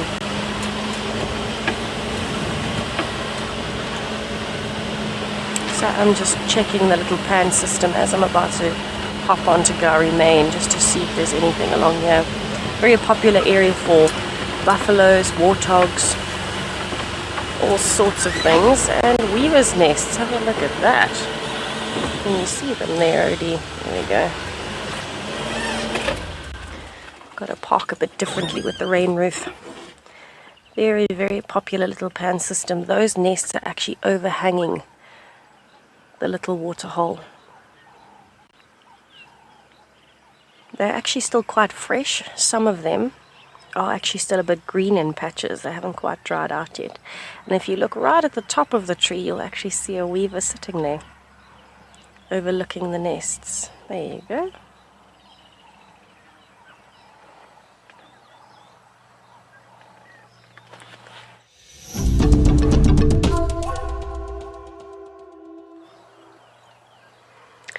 I wonder if this weaver is still busy building a nest, or if it's just overlooking the nests that are already built here at this little pan system.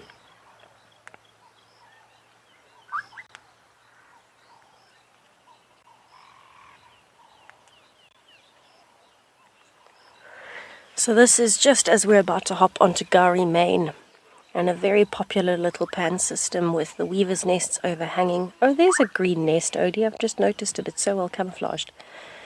At the bottom left, There's a green nest that's still fresh. But there's also a lot of frogs here. You'll find foam nest frogs there. So there's a wet one. A lot of foam nest frogs, a lot of weaver's nests overhanging. There you can see the wet one. So the fresh grass as opposed to the dry grass on the right. As it's dried, it's gone brown. And I'm wondering how many of these are actually active. You might find that in a spot like this, all 4 or 5, oh, there's actually six nests, they're just hiding by the brush. All of those nests are built by one weaver, because one male can actually build 5 or 6 different nests if he needs to. And you can see there's males and females hopping around in the trees, so I'm wondering if any of them already have eggs in there. I think they're appreciating the fact that the sun is out and it's warming up a little bit before the storm hits. Again, the calm before the storm gets everybody very active. But this pan system we always check just as we're about to hop onto Gowrie Main along Shibamo track or Shibamo Road, because it's a really deep one that's quite wide. Oh, Rusty, you're moving yourself. And yeah, there you can see a bit of the greenery. It's a very lush little pan system, so elephants, buffaloes, warthogs.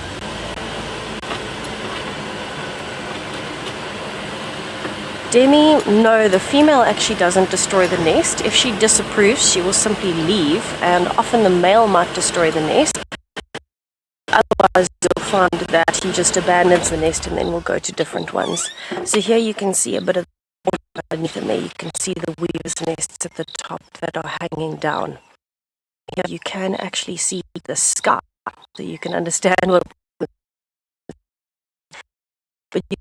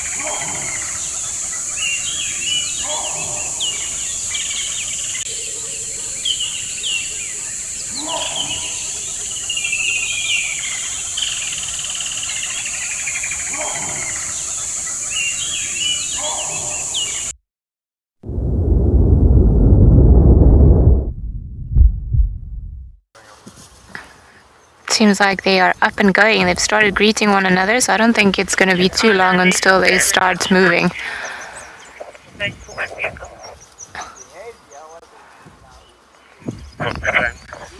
On Zoe's Road, I'm approaching at Belenati in junction with Zoe.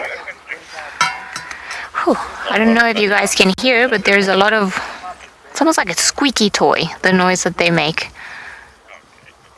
So this is normally the greeting ceremony that they do before they go up and then start becoming active and moving around. So hopefully this is the beginning.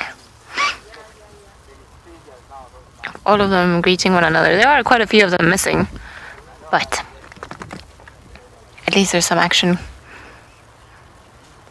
Just guys, don't go behind the Tramad man. Let's just wait. Oh, there you see they're popping out on this side, and they might just pop in front of us. Oh, look at that.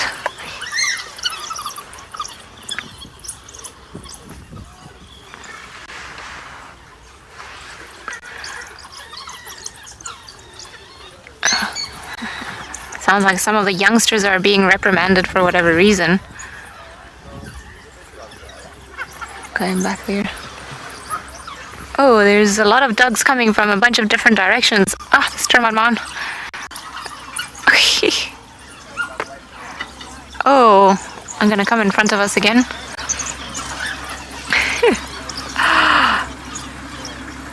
Oh, that's pretty cool.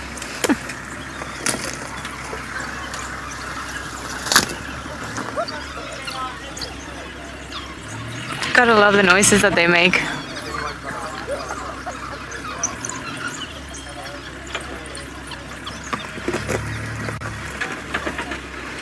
Let me just go forward. I don't know how much this is gonna help, but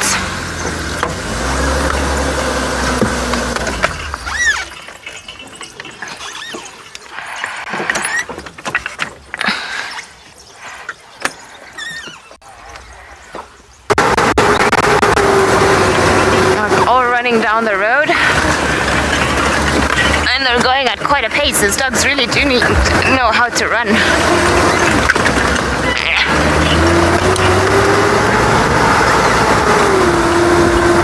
Okay, they're just in front of us.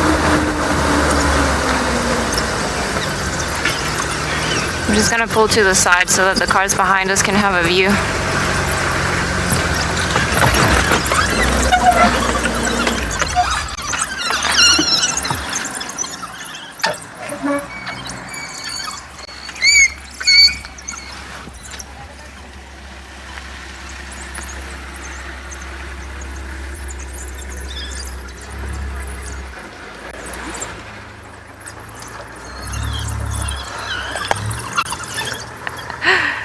Look at all those little heads popping up.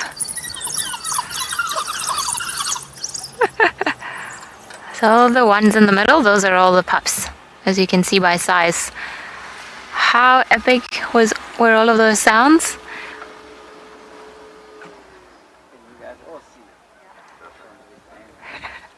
It was chaos and now they're all chilled.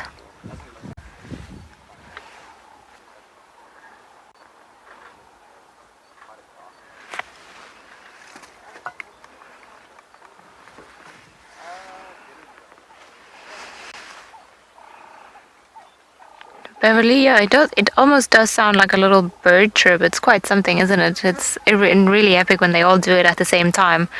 It's oh, what's happening there? Are you guys still playing around?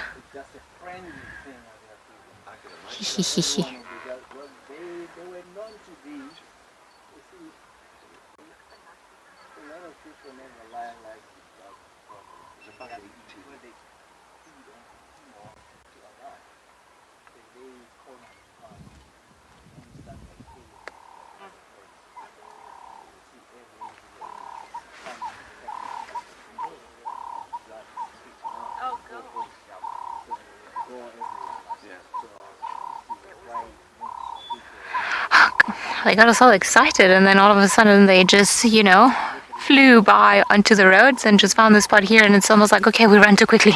Just got maybe some brain rush or something like that. Too much blood flowing to their heads after that very quick run that they did, and now they're obviously exhausted again.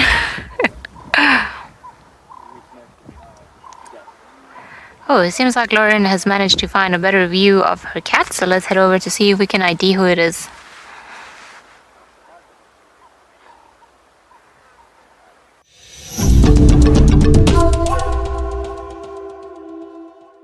Okay, let's stick our nose in.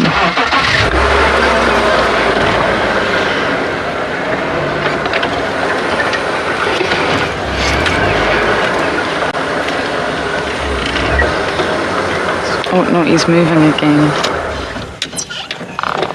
He is stalking something. Look at that, look. It looks like he's gonna pounce.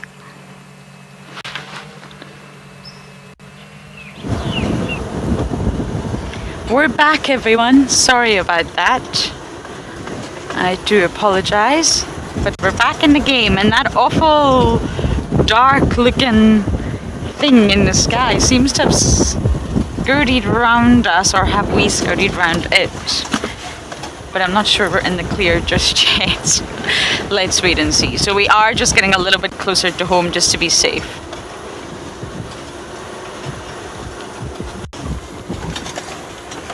And then once we're sort of, we could spend some time at Gowrie Dam, or even check Gallego. Quarantine. I mean, we definitely got lucky on quarantine this morning, that's for sure. All the hyenas, and even Sutu. I'm so sorry we didn't get to show her to you. We were not live, but Sutu was there.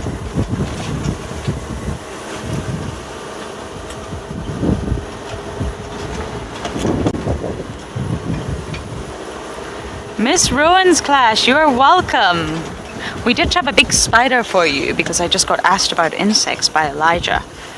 Although spiders are not technically insects, but you can just group them all together as insects and that will work perfectly fine. But we had a banded orb web spider for you. Huge one, the biggest I've seen yet this season. But sadly we sort of moved on after we were having a few technical glitches. But I will try to find you other animals. Some days are really quiet out here, Miss Rowan's class, but you know what? The quiet days teach you to appreciate the good days. Imagine if we lions, leopards, wild dogs, hyenas, cheetah every single day. You would start to just think that was normal and you would really take it for granted. It's not normal to see them every day. This is their wild habitat. It's not a zoo, it's not captivity. We are just really, really lucky to be driving in it. Let me just double check the weather. That's gonna make my decision. How we looking? Okay,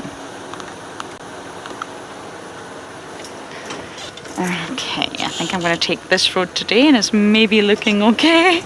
But we are going to send you over to Tessa with a nest.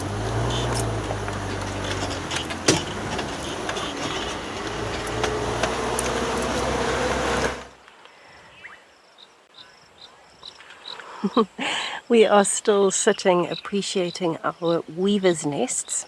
And we've actually been watching. There's been a male and the odd female that has been joining him. And they've been coming down to the nest and they're actually still busy. The male is still busy constructing the green nest. So the view that we have, he's been bouncing up and down. You can see there's still quite a few gaps in that nest. So he started and he's coming down to the bottom of the basket at the moment. So you can see the gaps through the back where he hasn't quite finished it up on the side yet before he moves around.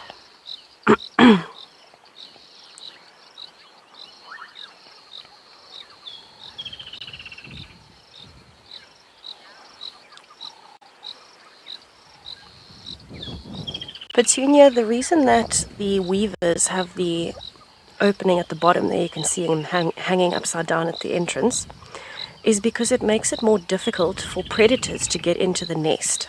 So they have a basket hanging down off of a very thin branch, which means something heavy like a snake would not be able to get to the branch because the weight would be too much and the branch would drop and the snake would hopefully fall. But if it does get there, it does make it more difficult for anything else to access the nest. So that's where the entrance is, where he was hanging. And then you'll see there's a slightly different section. It almost looks like an upside down heart. So there's an entrance and then it goes up and into the chamber, which is the rounded section.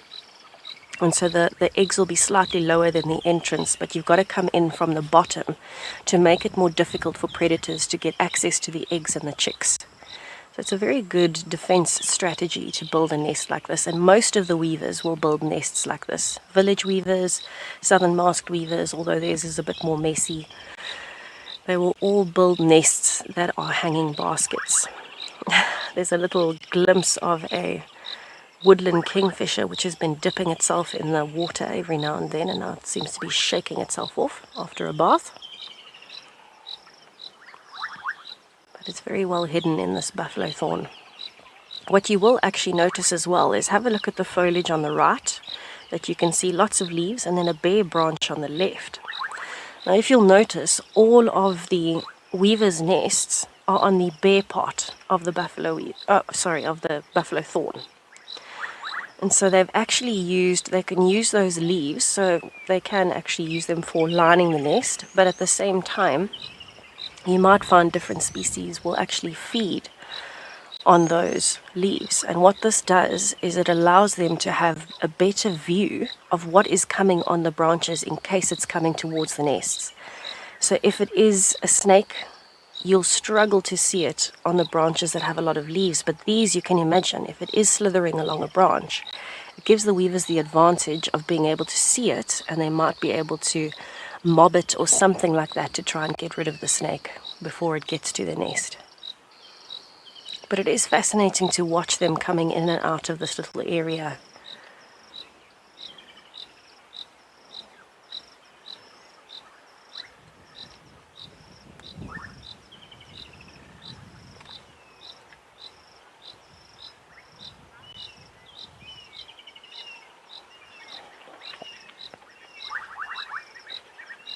Miss Rowan's class, to protect the eggs from falling out, you'll see that one section of the nest, the right-hand side, is lower down. And then there's a bit of an indent at the bottom and then another basket shape to the left, so the upside-down heart shape. What happens is, inside of the nest, there's actually a little ridge. And so with the angle of the nest, you would come in through the chamber, have to go up and then back down to the eggs, so that the eggs are lower down in the entrance, but there's a bit of a raised section in the nest to stop the eggs in this wind and the breeze. You can imagine they might move around a bit. It stops them from being able to get to the entrance. So it's actually structured so that the basket is lower down than the entrance, and there's a bit of a ridge to protect it. A very good view is that one that's actually facing us, Owen, at the top. You can see the chamber going in, but you can see the bottom part is lower, and that bottom part behind, that's where the eggs would be, so that they can't roll up and over the entrance. Very, very well designed and very intricately weaved, so there's no gaps in the nest. The wind can't get in too much. It's sheltered, it's safe. And even insects and things might struggle to break through the outside. Oh, the bubbling casino's just got so loud.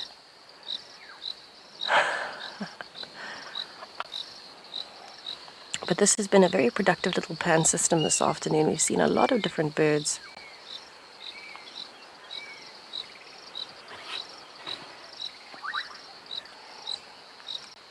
Rosemary, I agree. The way that they're swaying in the wind, it's an intricate basket, and it just looks so nice and gentle the way it's swaying.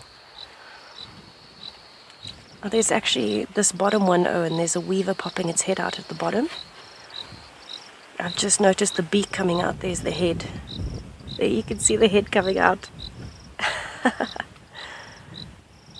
So they're obviously very used to being moved around while they're in the nest. They definitely don't get motion sickness, I wouldn't think. With such a flimsy branch to build your nest on, you've got to expect that it's going to be moving a lot.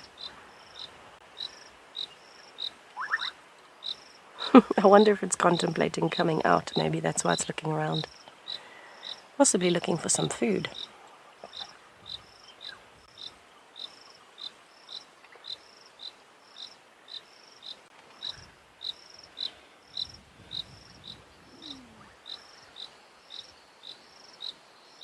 So you might find that all of these nests are from the one male, because we have only seen one male here. He's busy building the one.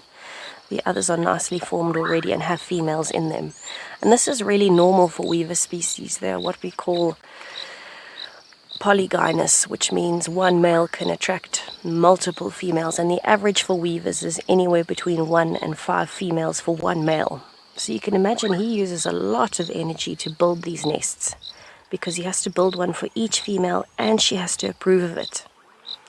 So he's busy building this one at the moment. He'll try and attract a female, and if she says this nest is not good enough, he'll either destroy it or he'll actually just start a whole new one again. So they can build multiple nests throughout this breeding season just to try and keep the females happy, because being such a precarious position to have a nest, you can imagine it needs to be strong enough to withstand the weather, so rain, wind, predators as well. He has to choose a spot, which is why it's very close to the end of the branches and not in the middle. And it has to be formed enough that the eggs won't roll out. He's actually sitting right at the top of the tree on the other side at the moment. There you can see him. Beautiful yellow color in the light.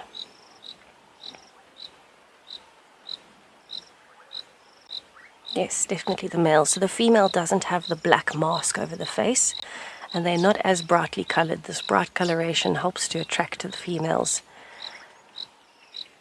So he has to look handsome, but he has to be a good builder as well.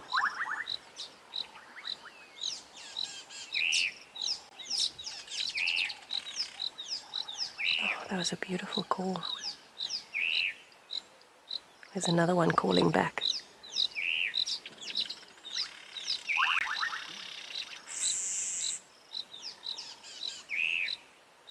They're actually chatting to each other. There's one in front of us somewhere in the brush. Ah, he's gone towards it. Okay, we are going to leave our little pan system and see if we can find anything coming along the boundary before the rain hits.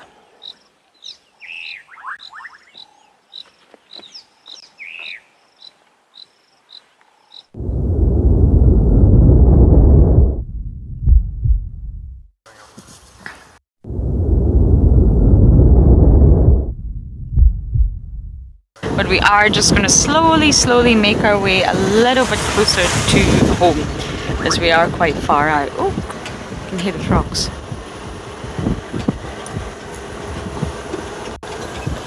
Rain is an important part of summer. I mean, these thunderstorms are completely normal. From the high pressure system over the low veld, and naturally you get big thunderstorms. The water nourishes the land, and that's why it's so lush, it's so green. It brings about insects, it's about migrant birds. It's a big chain reaction out here, a beautiful chain reaction, and it needs water to work.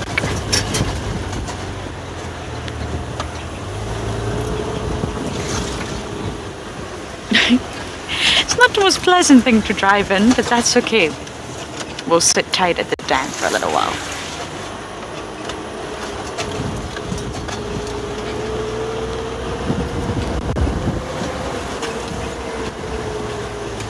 And it's not cold.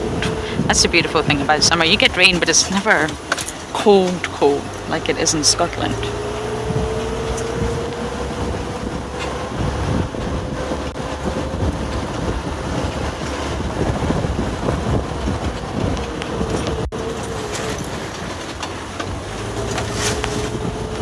Okay, actually, I'm just going to pop a wee cover on. Bear with me. That's it, coming down a little bit heavier.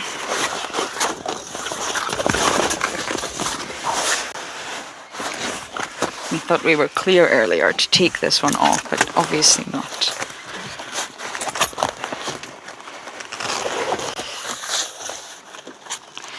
Okay, I yanked my earpiece out there.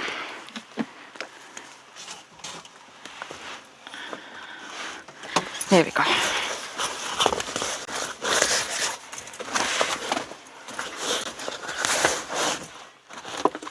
Okay, that should cover us a little bit better.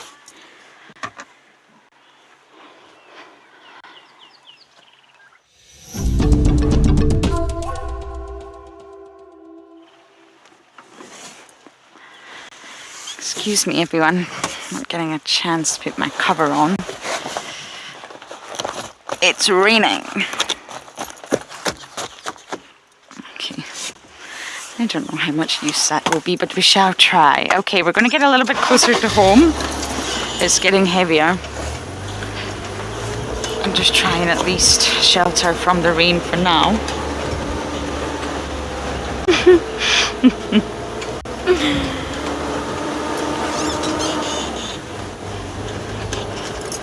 It's getting quite heavy.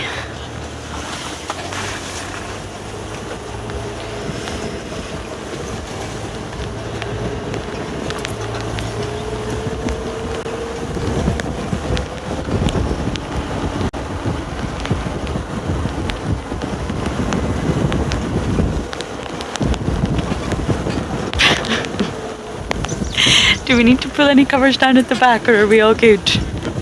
We're good for now, okay. The presenter always ends up really unlucky in this vehicle. There's no salvaging the presenter, I'm afraid. The cameramen have it quite sweet in the back there. They just box themselves in and they're nice and dry.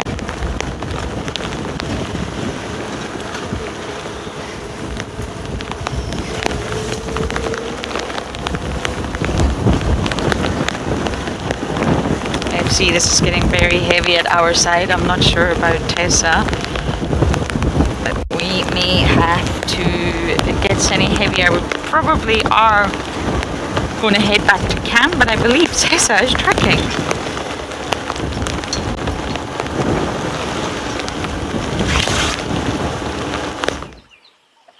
Just what you leave on the thing.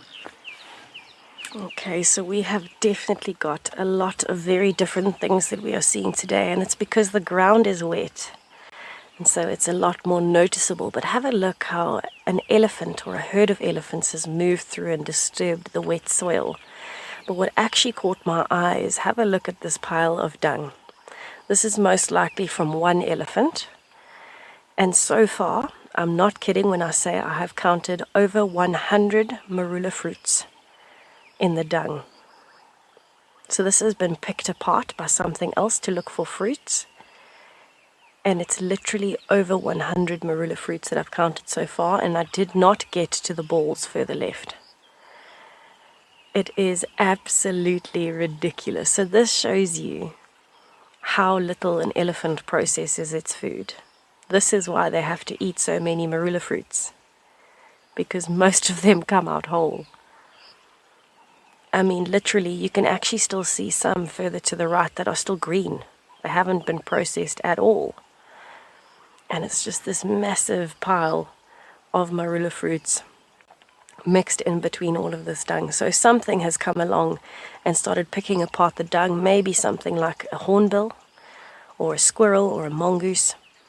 There you can see those balls are still intact, and inside of those balls of dung you can see marula fruits popping out. You can also see quite a few flies and other insects that are on top of the dung. But how ridiculous to think that if each elephant in just one pile of dung has over 100 marula fruits coming out, you can imagine why marula trees take a massive knock at this time of the year. This is one elephant and one pile of dung, over 100 fruits. I literally counted them. I counted every one on the right-hand side.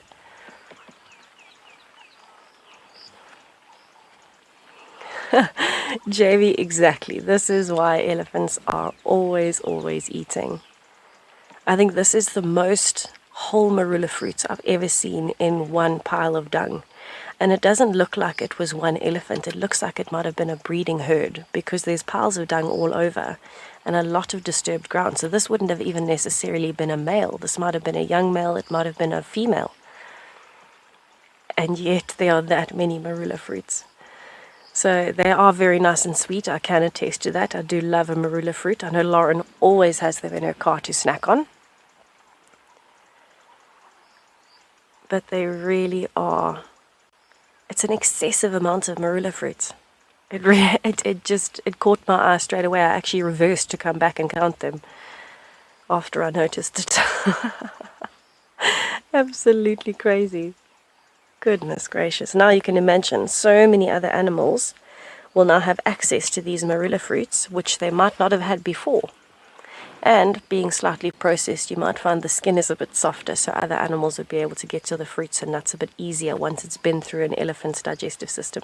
Sounds a bit strange, but there's actually certain brands of coffee, there's certain brands of a variety of things that are more expensive because they have been through certain animals. Lots of different uses for things, everybody. Okay, I just wanted to show you that. I just thought it was rather mind-blowing, to be perfectly honest with you, to have that many marula fruits in a pile of dung. Oh my word. Some of that was just a clump, a handful of just marula fruits, where the rest of the debris has been picked apart from the dung. Wow. Oh, we are starting to rain quite hard over here. Quite hard. Let me put my cover back on for my screen. Goodness gracious. Just at the right time we started moving. A waterproof get up. Okay, so now I'm back on my mission. I got slightly distracted, but I think for a good reason. Testing my counting skills at the same time. Okay, we are starting to get quite wet, and it sounds like Lauren has got a hippo, which I can imagine is very wet at the moment, so let's head over to her.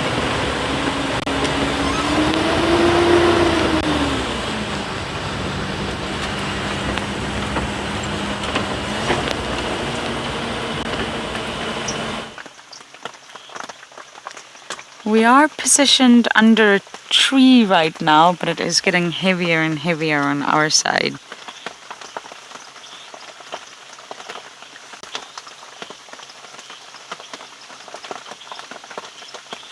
I'm just going to let you listen to the little pitter-patter right now as we watch the hippo.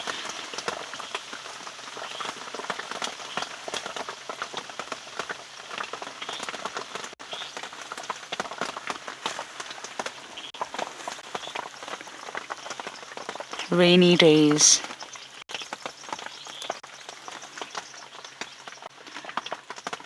I love diving in the rainy days the most because underwater you're not affected by it at all.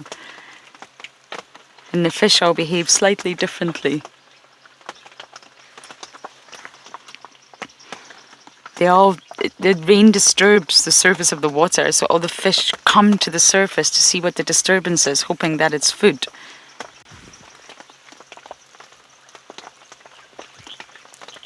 But of course it's not food, it's the pitter-patter of the water droplets.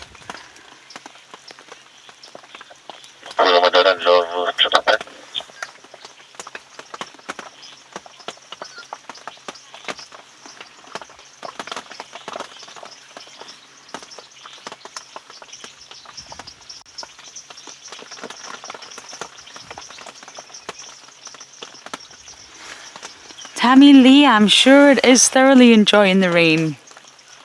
What's a few more droplets when you're already wet? They are amphibious, really, if you think about it. Amphibious ungulates.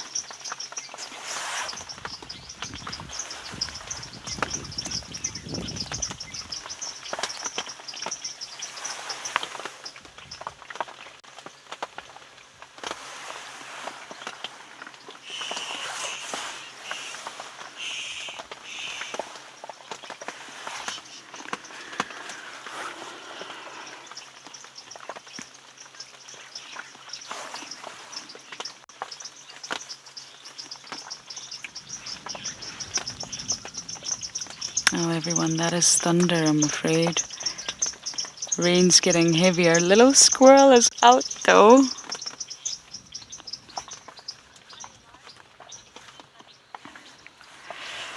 Okay, everyone, you know that thunder's a bit of a no-no for us. Oh, it's attacking the monitor lizard. Let's just watch this play out before. She's trying to protect her babies. Oh, the saga just continues.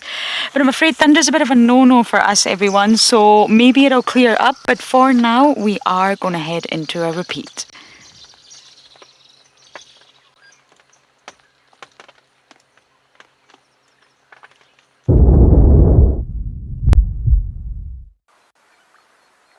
Have you ever seen a hippo's tongue?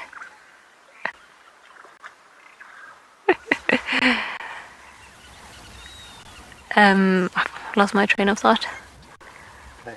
Yes, I know it was play, but I had a point and I forgot it. I got distracted. I find young hippos so funny.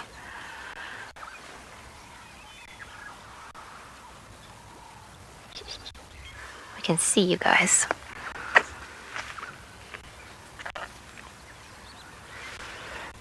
Yeah, and it's through things like play fighting, for example, for young males and so on.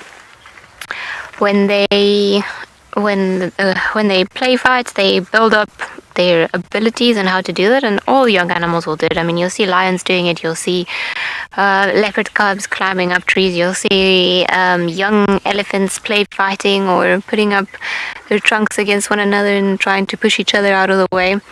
So there's value in what they're doing, even if to us it doesn't seem like something particularly important, and it's just funny to watch them. They are building the skills that will hopefully help ensure their survival later on. Kevin, you were wondering if the hippos give birth in the water. They do. They give birth in the water, they mate in the water, and they can also nurse their young ones underwater. So they are very well adapted to the semi-aquatic lifestyle, and I say semi-aquatic because they'll spend most of their time in the water. It's the area where they feel safe, but they come out of the water at night to look for food. So they actually need also the land. The ones at the back are playing. This one's on the right. Like big hippos. They're play fighting now.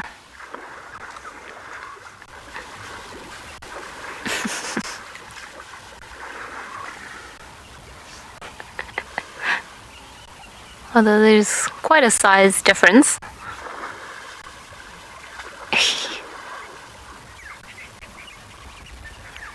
I want to say these are probably two young boys. No offense to the young boys out there, but I don't think the females will try to fight that way.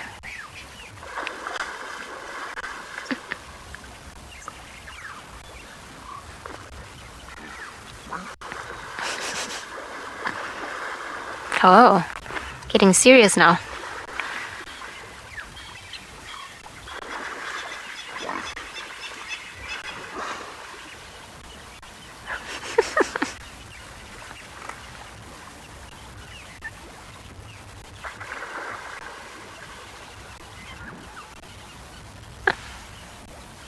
Starting to get a little bit more active, the hippos, now that the sun's going down.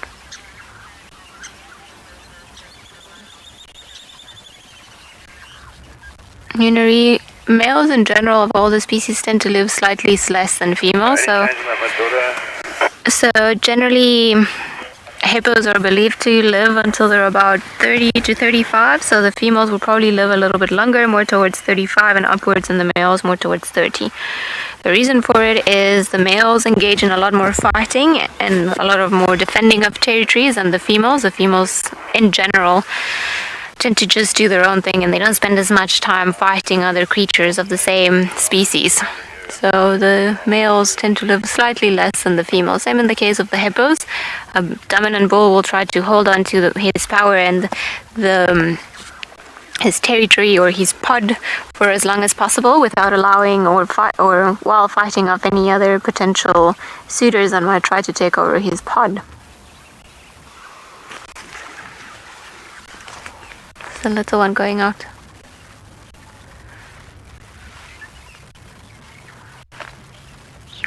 Oh, you had us fooled. I thought that you were gonna go out. We just want to see your tiny little legs. That is it.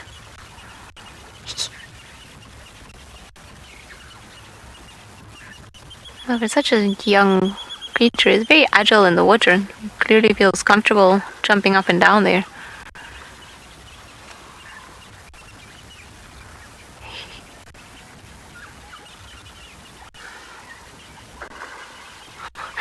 Shame she's looking up like, oh, please help me. quite a handful, this youngster.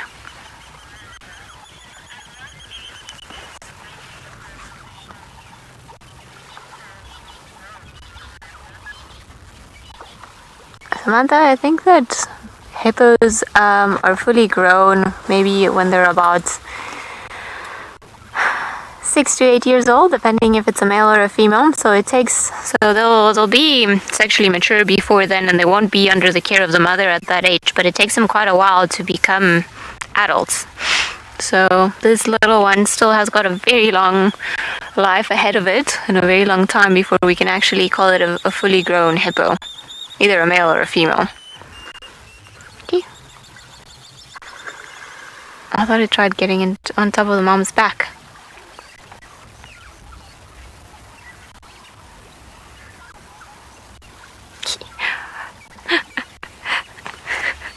Maybe it can't reach. It's jumping or bouncing off the bottom and then just trying to get on top of the mom, but it can't. Oh.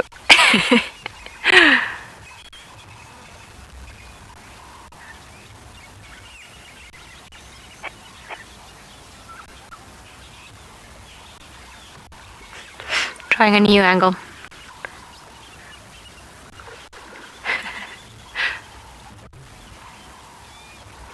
I think it's definitely trying to convince the mom of something naughty.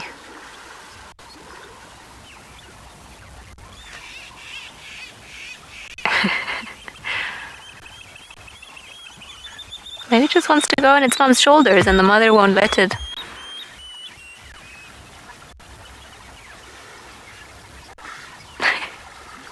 Look, it's definitely trying. It really wants to go on top of the mom's back. And the mom's having none of it. Oh, it did it! It did it for a second!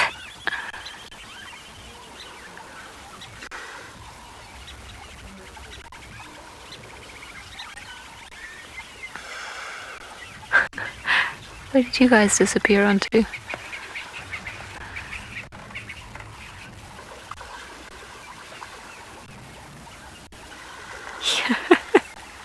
I think it's just playing games, just jumping from on top of the mother from one side to the next.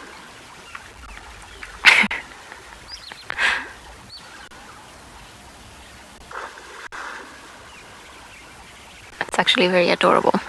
Yes! You did it! Yay! At long last!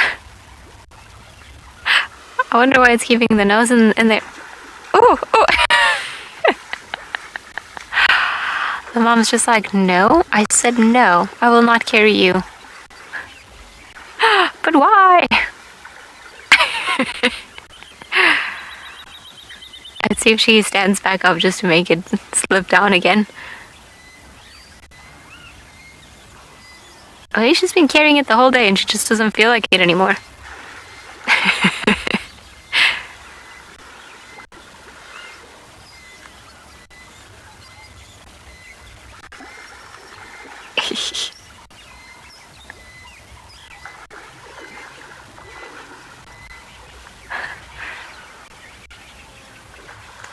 Are you gonna try again?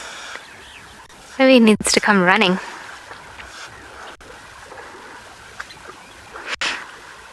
Two youngsters at the back are back at it, like fully grown hippos with big tusks.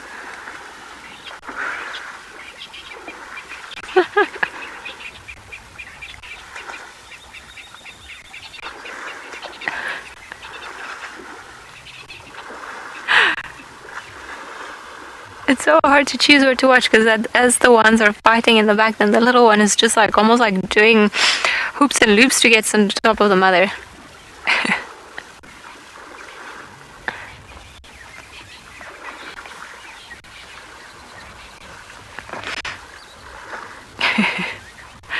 That's very funny.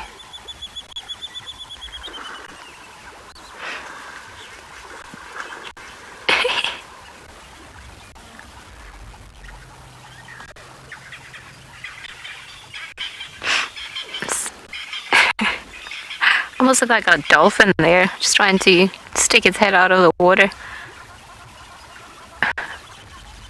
It's almost like they've got the zoomies now. They're going into the crazy hour, you know, that don't know if parents call it suicide hour, but it's that hour before, when they get hyperactive just before they have to have dinner or go to sleep or something like that, and then they just go a little bit crazy. They start running around and doing all sorts of things. What a handful.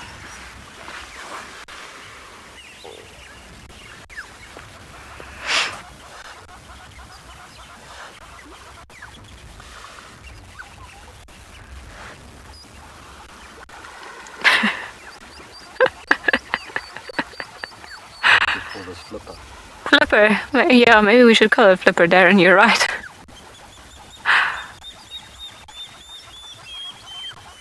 Why are you yawning, ma'am?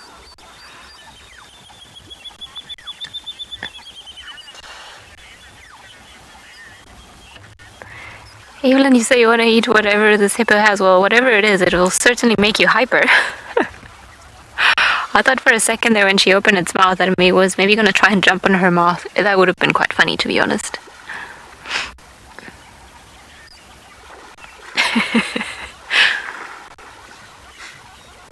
It must also be very slippery to try and get on top of the mother, because they are also slippery themselves.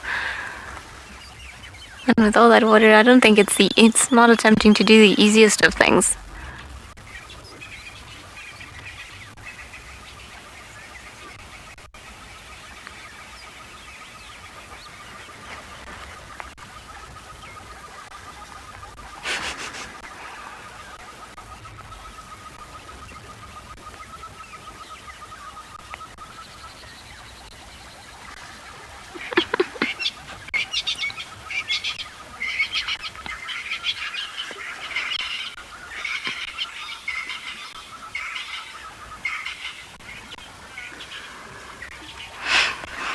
Macy, we call a group of hippos a pod or a raft. Oh, I think Mom's decided they're going. I wonder if she's gonna come onto the island.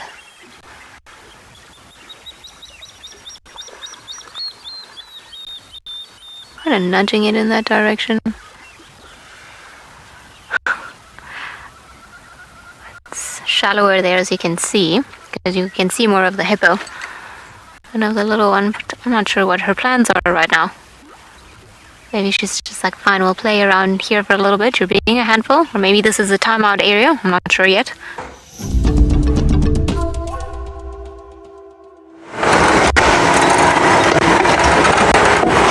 Oh, this is a lovely little pan, actually. I just want to take a look at it.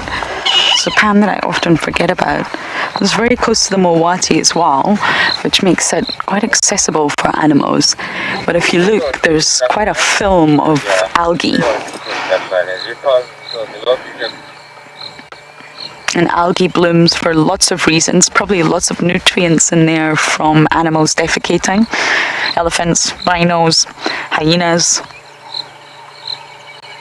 pump sort of extra nutrients into the water, and it's very stagnant.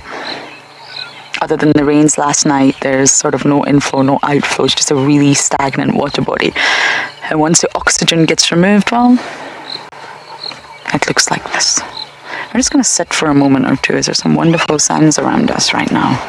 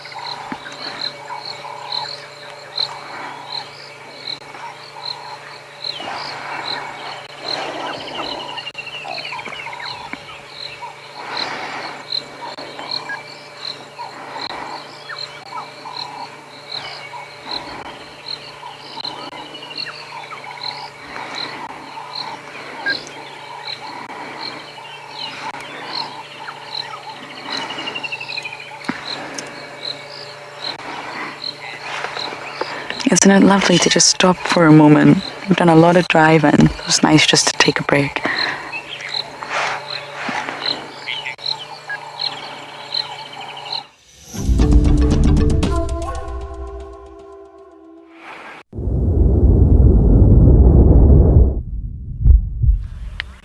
So much action here, everyone. How long has it been since Ribbon initially took the matriarch role? Ribbon took over in 2019 November. So 2 years. Or was it 2020? It was 19. So she's been the matriarch for 2 years, guys. Something is really going on now. Gingarika's come right next to the car. She almost ran to the car to lie here. Look at this. Scratching her head. It's almost as if she feels a little bit of comfort in the car. And I can't explain what's happening here. Corky's up to no good. They've all got blood on their face. All of them. Even Intima. Sorry, Owen, I'm putting... Let's just look at Intima's ears here, because I don't think it's blood from a kill. They've either all had some sort of altercation with other hyenas, or there's a massive internal dispute going on. And when I saw them yesterday, I didn't want to think that. I didn't want to think there was anything going on, but Intima is not acting like Intima, everybody.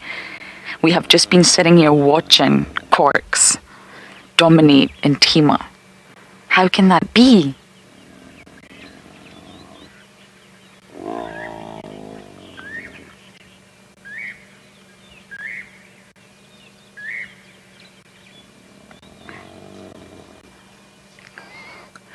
Oh, Corks, you're not looking so bonny. You're not a bonny wee lass anymore. Oh, okay, this is going to be interesting. Let's watch.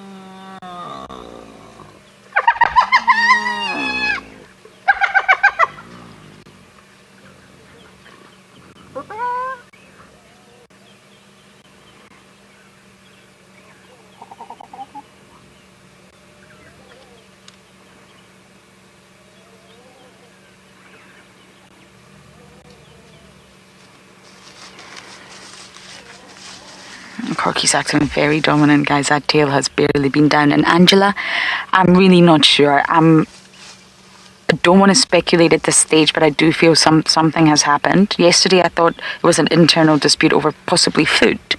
I mean, they were all just sleeping at Twin Dams, but no. This behaviour, I don't quite know what to think.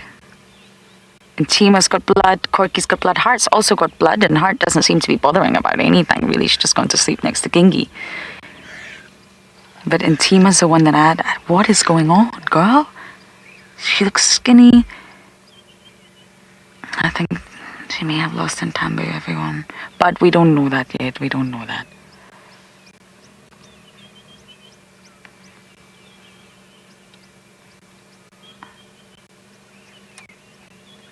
I'm really quite shocked by this sighting, everyone. I think Julie is as well. I really can't believe what is actually going on.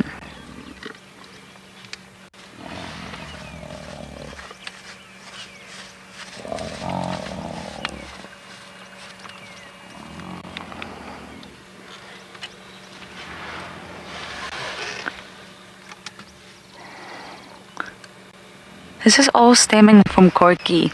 Corks, are you causing trouble, girl?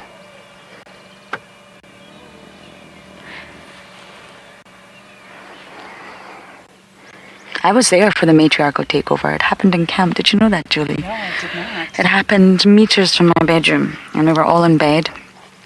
I've never seen so many colleagues of mine in their pajamas and their underpants run out because it sounded like someone was being murdered. And it was the most horrible night in camp. Owen, were you there? Yeah. You were there. Everyone came down. James Henry's in his underpants. Everyone's in their pajamas. Jamie Patterson in her pajamas. And we really thought that someone was being murdered. Yeah. And no one died that night.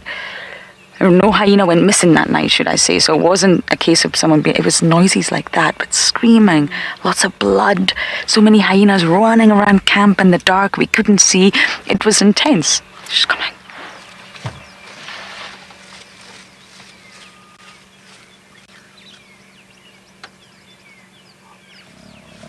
Corks, girl.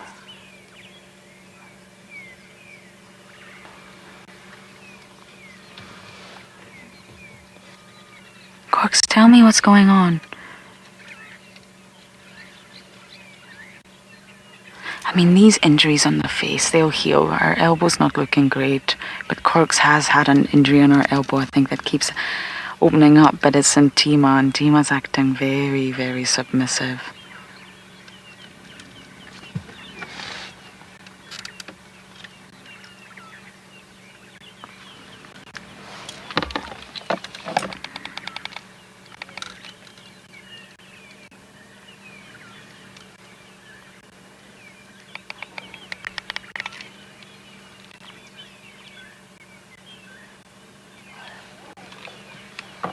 I hope you get better approach. You can take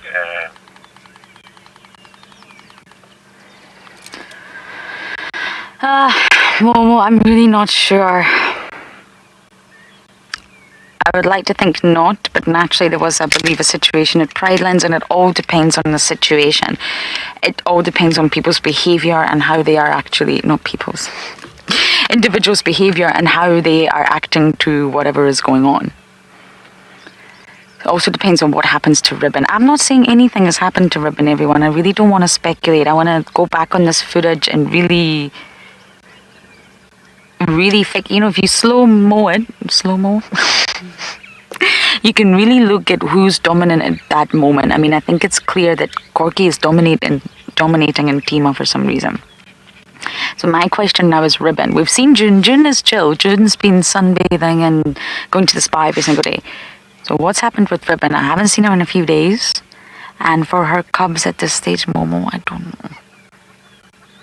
But I've not seen Corky act like this since 2018, 2019. I love Corks, and she's had it tough.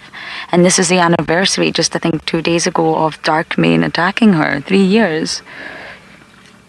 She's not had it easy. She's an absolute survivor. And the thing with the hyenas, I love them all. Ribbon and Tima, Heart, June, Corks, love them all.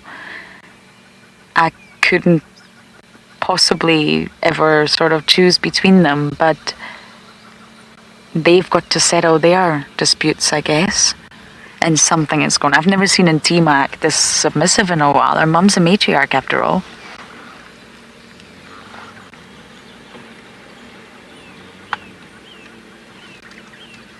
Corky just won't settle. Heart's gone to sleep, Gengi's gone to sleep, and Tima's also resting. But Corky just, oh, okay. Now we're gonna settle.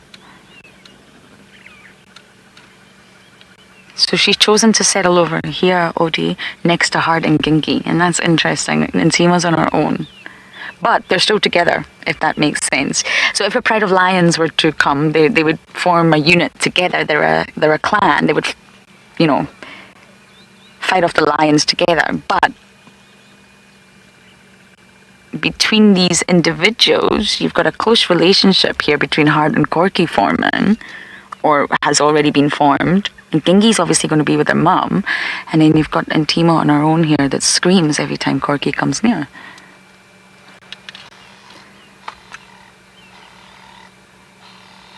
Everyone's got blood. And it doesn't look like blood from a kill.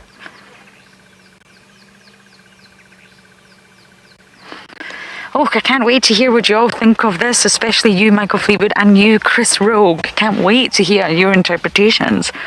But I think at this stage, let's not try to speculate too much. Let's try to observe. I've been seeing June a lot with Sutu and Navella. So what is going on with Ribbon? Victor, very intense. Actually, the vocalizations from Tima were slightly horrifying. They were. It made me feel uncomfortable. Very uncomfortable. She was scared. She was scared. Yes. And this is the thing, we always get asked, would a hyena kill another hyena? They are the clan, but they've got to they've got to sort it out between themselves. And Corky here, she's not hurting Intima, but she's acting dominant over Intima, and Intima's bowing down at this stage. If Intima was to challenge her, then a fight may happen and it could get really aggressive. It could sort of result in death. But we get asked this question a lot, and I think it's quite fascinating that as long as everyone just adheres to what's going on, sticks to their rank. But Corks, you're looking you're looking haggard, is what we would say in Scotland. I don't know if that is a word used elsewhere, but we would say haggard. And isn't it amazing? I brought my Juma clan family tree with me today.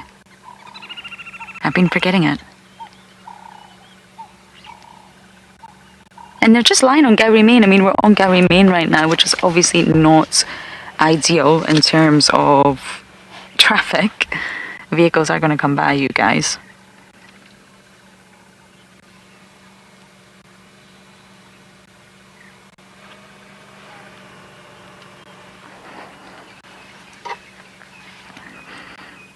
I know many of you love hyenas. I do speak to Chris and Michael a lot about hyenas, but I know many of you love them.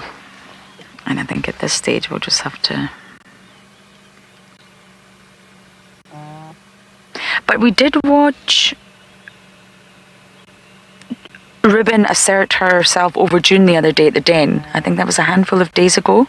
Ribbon was in the dentrance, the huge, and June came. There seems to be a nice bond between them right now, Ribbon and June stood over her to initiate a greeting ceremony, but Ribbon 100% asserted herself over June, and that was just a handful of days ago.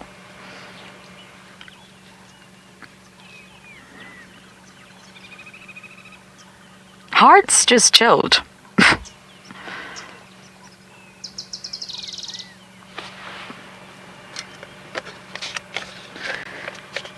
wonder what's going on. I wonder what's happening at Ribbons at the den. And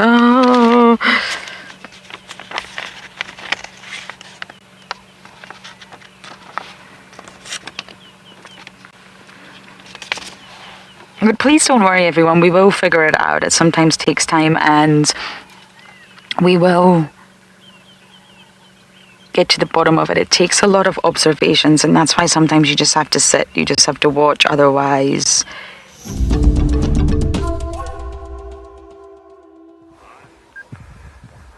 Okay, so I think what we might do, there's a little darter that just popped up in front of the hippo. They're just looking for fish. I must say, you can always stop at a watering hole and there will be something to look at, something to entertain you.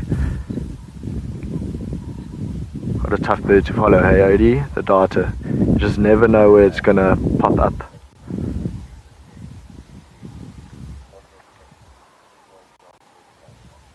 It's quite lovely. I went on a boat cruise about a week ago on the Blyder Dam and saw African finfoot. What a special bird to see.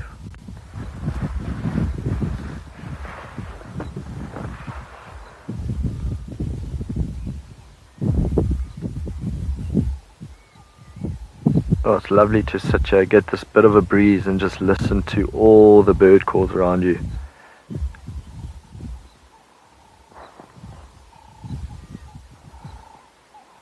Now it's been a quiet morning, but it has been quite a peaceful morning. We nearly had a leopard. But there's still lots of time.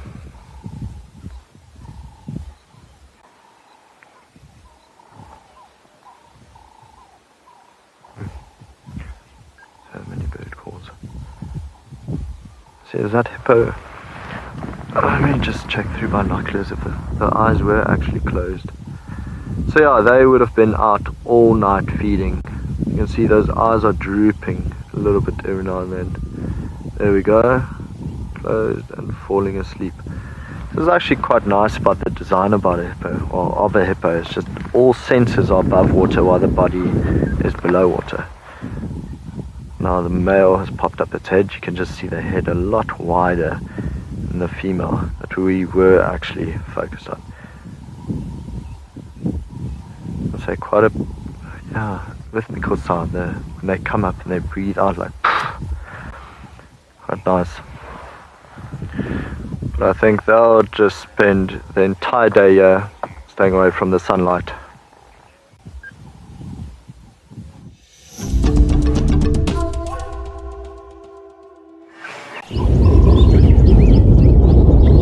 Look at that tail. She's definitely fascinated. She's intrigued by something here. Oh, now we've got more vultures.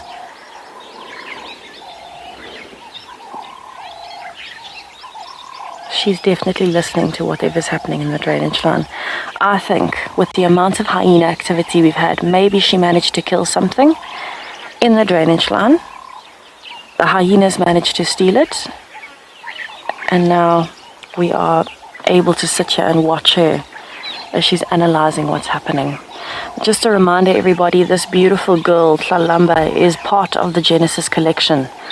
So if you want to find out more, you can head over to the WildEarth website and look for the NFTs tab. I think she is the prettiest. Not quite as pretty as Kuchava maybe, but so beautiful. I feel like Tlalamba has a different type of beauty around her. She's such a big female, and she's the perfect combination of muscle and grace. Isn't she lovely?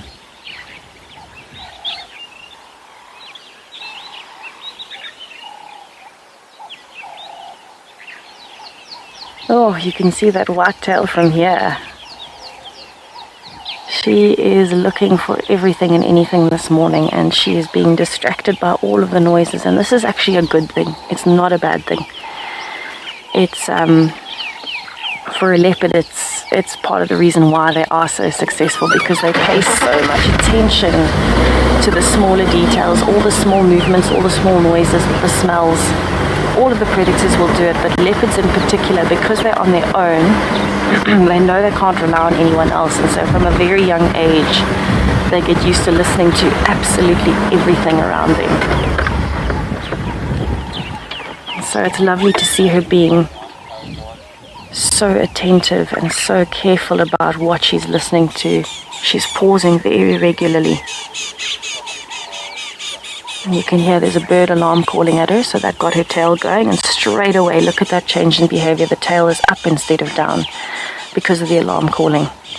So she's saying, all right, I know you've seen me, I'm moving, I'm not staying here, I'm not hunting. And this is giving animals the opportunity to see her approaching so that she can avoid any situation where she might accidentally get injured. You definitely don't want to be mobbed by a herd of elephants or something. So if there's alarm calling and she can raise her tail, everything can see her from a distance, and there's no need to accidentally surprise someone. That being said, I think if she surprised a scrub hare right now, she'd probably go for it. She does look like she's eaten a little bit. Her stomach is not flat, but it is more difficult to tell because of the way her mammary glands are hanging. Her stomach hangs a bit lower naturally now from the cubs. But she definitely could eat again, I think.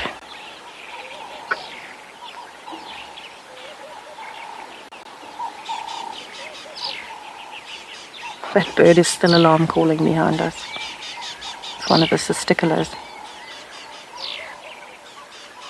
Now you can see she's dropped her tail again, so this is conveying I'm far enough away from the alarm call.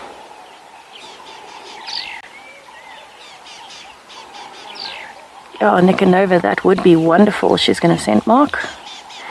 It would be wonderful to meet Kuchava's cub. Oh, she didn't scent mark. Wow. Throwing me under the bus there.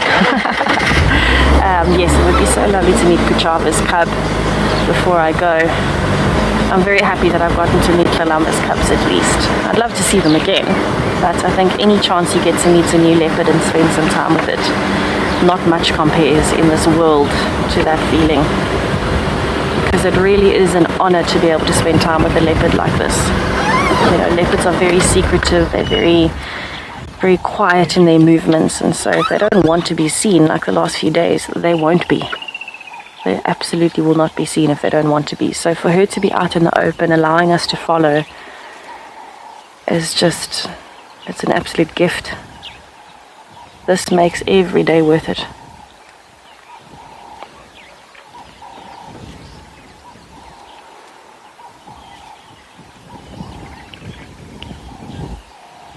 So the direction she's moving in, if she heads up to the right, she will still end up back at quarantine. If she goes left, she'll end up in the drainage line that's fed by Voyatella Dam. So it'll be interesting to see where she decides to go. If she keeps going straight down on this road, she's going to end up near Ribbonsden site at Twin Dams. Don't know if she'll go that far though. I love it when she sits and listens. That's when she's really intent. She's focused.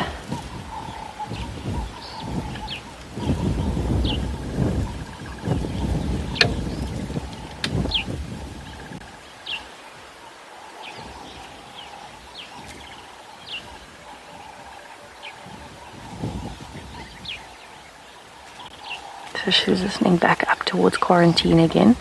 So remember where we are. She wants to make sure there's nothing coming up from the drainage line, but also no disturbing sounds coming from quarantine, because the surrounding drainage lines around quarantine is where we think the cubs are still hidden. We haven't seen tracks of the cubs anywhere other than going into the one drainage line.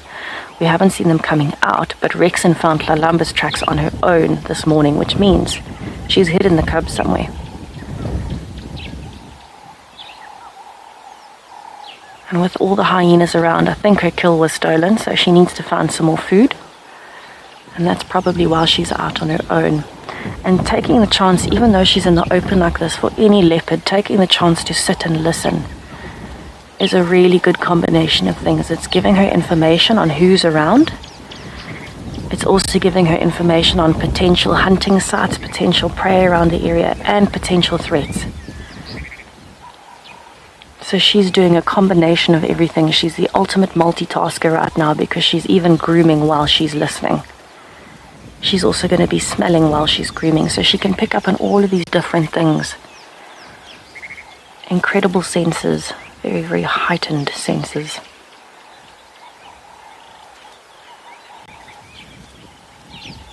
Yeah, she keeps looking over towards the drainage line in particular. I think her kill must have been in there somewhere.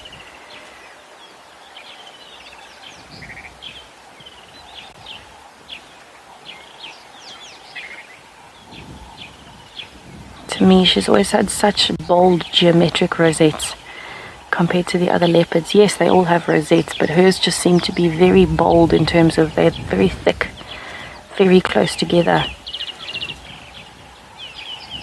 Looks like she's been designed by a perfect architect.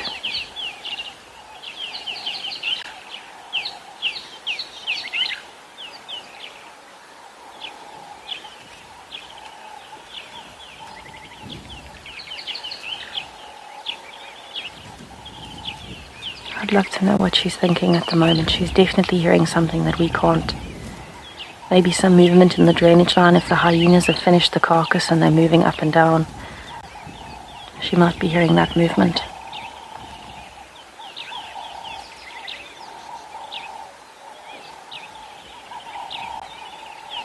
Can you get any more beautiful?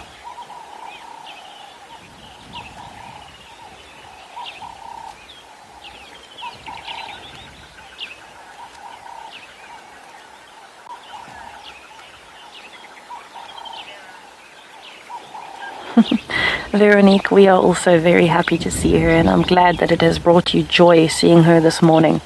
It is always such a treat when you've been tracking her and you know she's in the area.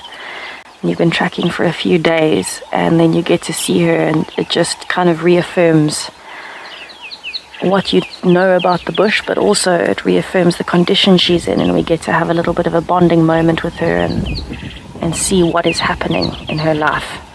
It's a nice little window into the life of a leopard. Let's see if I can move. She's actually headed towards the drainage line. Unexpected twist. I was expecting her to go more towards quarantine.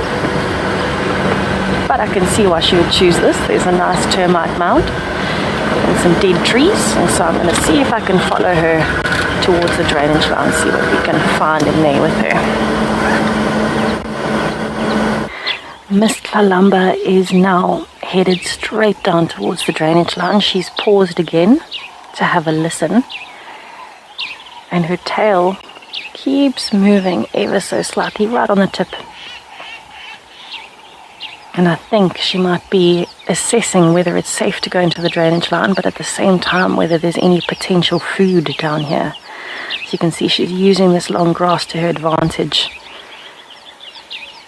and just giving it a little evaluation while she's here. So the only thing I've seen so far moving on the other side of her has been a Swainson's spurfowl. Oh, she must have a fly bothering her.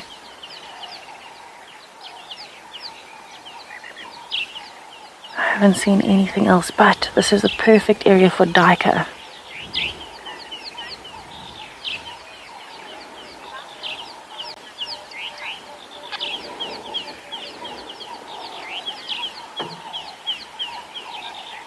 Morgan and Frankie, you are 11 and 7. Thank you so much for your question. Tlalamba's cubs are just about 3 months old now, we think, about 12 weeks. So they are still very young and very cute and very small. And we don't know yet who they will grow up to be, but we can already see some nice personality traits coming through.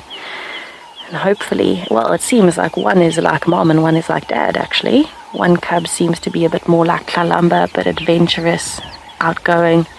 The other one, maybe a little bit more like Mulwati, a little bit more shy. So it seems like a pretty good split of leopard personalities at this stage. But I hope we can find them for you sometime soon in the next few days.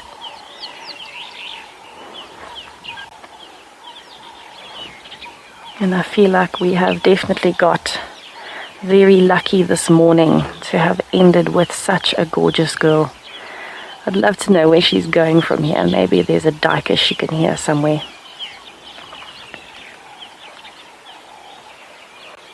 Oh my goodness, how perfect is she? Look at those ears in the grass. Everyone, I am so happy that you could join us this morning. That we could share Tlalamba with you and all of the little odds and ends, the shongololos and the birds. It's been an absolutely wonderful morning, and hopefully we'll be able to find her around here again this afternoon. At least we know where to start now. And we're definitely looking forward to having you with us for our safari this afternoon. Hopefully we can end with some more spots like we did this morning. How exciting. Perfect way to end our morning with you. Thanks, everyone. So we found a giraffe, big male. They're quite nice just to sit here, and also you'll be able to hear the tail swishing every now and then. I think he's just going to hopefully end up feeding right next to us.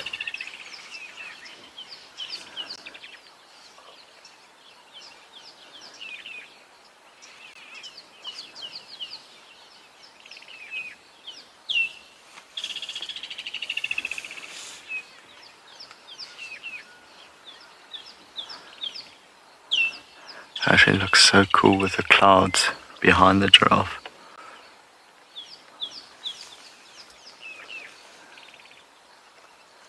He's eating from a guarri tree, but I think mostly what he might be after are the little fruits.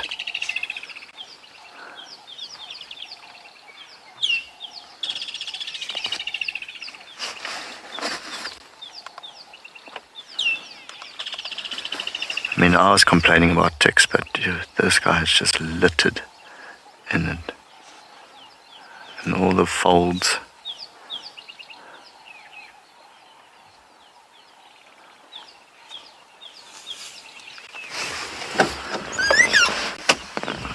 Just gonna try to turn around, follow the giraffe for a little while. Luckily, he feels like walking on the road.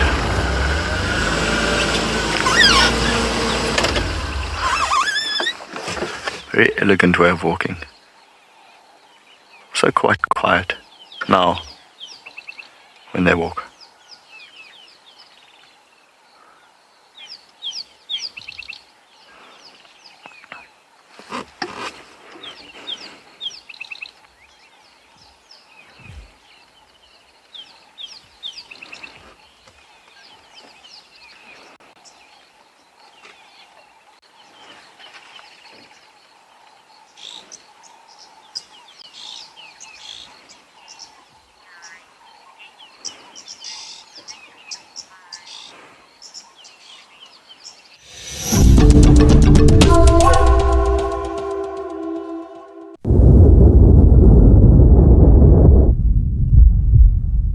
We have literally just bumped into some ellies tearing apart the tree. But this is actually a good thing. The hyenas are somewhere here. So maybe between all of us we can listen, we can hear the ellie. But if we can pick up on some whoops or contact calls, that's going to be such a winner for us right now. I'm not off-roading after highly mobile hyenas in the dark. The little ones. Oh.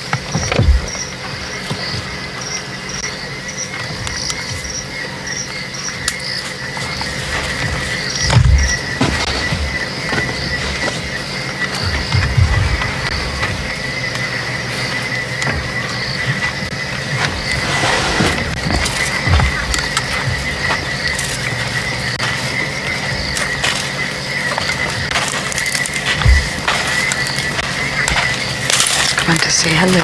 Hello. We don't have any lights on. Elephants can get irritated by lights. Have any lights on. This is solely infrared.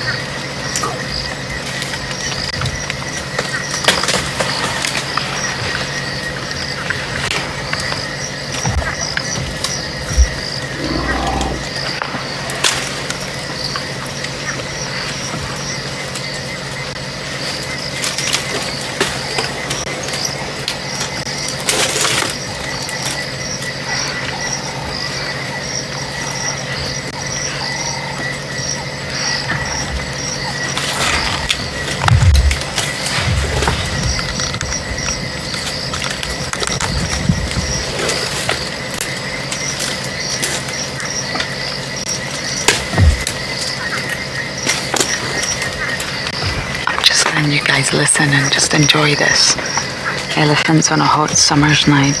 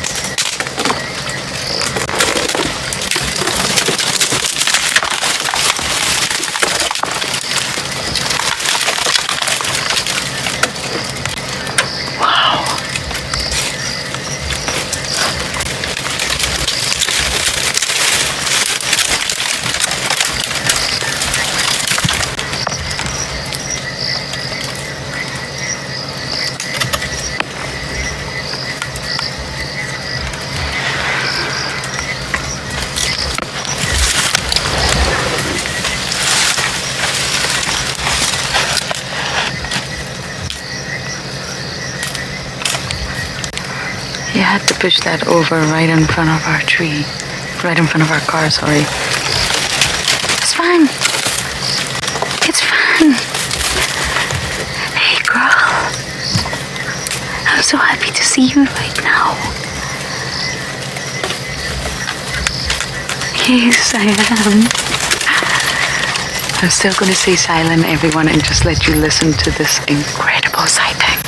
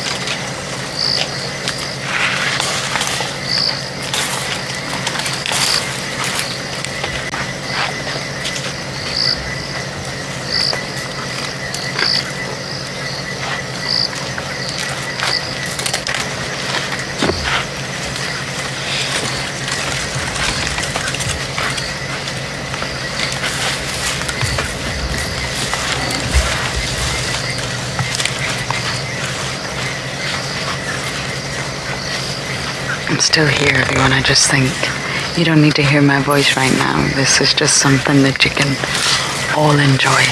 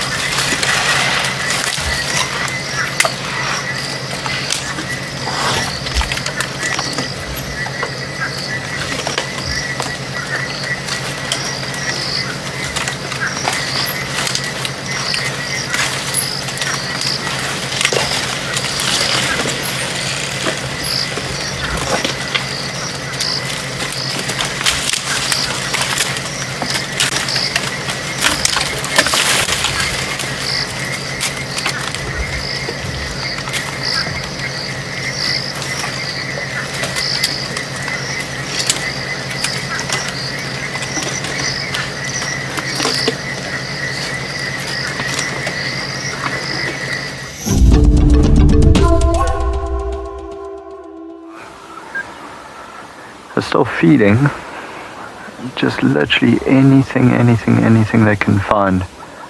They'll put into their mouth now, slowly chew, swallow and do it again. And you'll see often they don't even wait for the food to be done chewed and put another clump of grass or anything really into the mouth.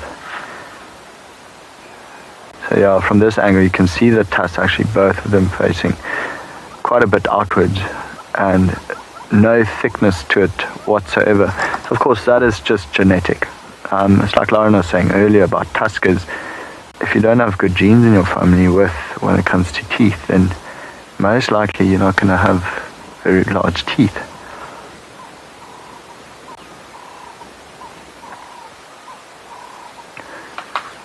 Well, didn't want that branch, it was just in a way, so quickly broke it off, took it away, and now I'll start feeding underneath it again. It's wonderful being that strong. Now you can actually see the other youngster I was talking about, sorry Odie, it's a little bit to the right. So again, they're tough to see in this long grass. Imagine it's like the other one that's lying down. I can't see it at all, and it must be about 20 meters away from us. Actually, this one's still walking. You can see no tusks on it, so it's still under 2 years old.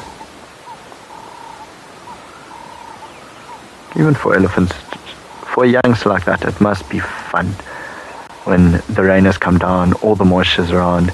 You know, it's not even following the mother so closely behind, not like the youngster you saw yesterday afternoon. There we go. Now going closer to mom. I think in a bit we'll reposition, see if we can get a better view of them. They seem to be moving closer to the road.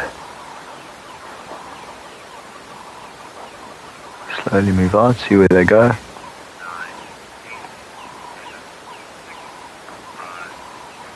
Quite a moody day here.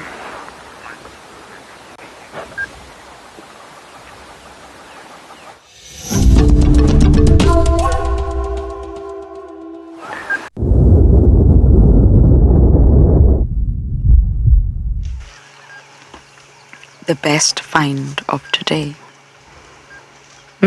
Is you? Doesn't look rather comfortable, but we see you. Isn't this gorgeous? Are you just sunbathing, chilling, living the chill life? This is obviously a rock monitor. We definitely see the water monitors or the Nile monitors a lot more than we see the rock. But you can see this is where they hide. In little holes and crevices in trees. And then they just pop themselves out to sunbathe. You look very relaxed up there. I'm rather jealous. So stunning.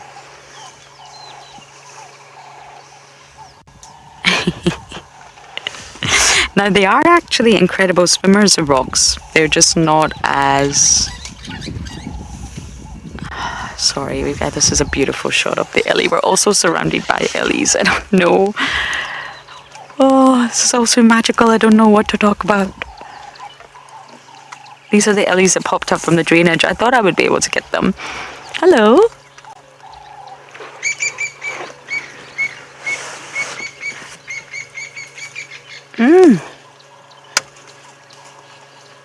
Buffalo thorn delish. The thorns and the hooks clearly don't put you off.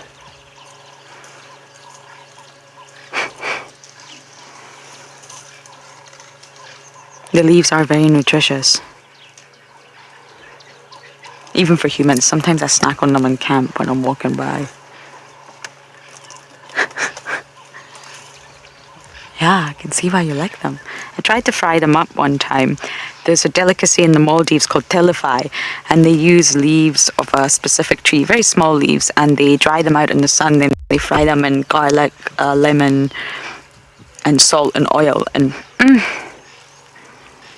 they're the best things in the world. I introduced Javi to them, and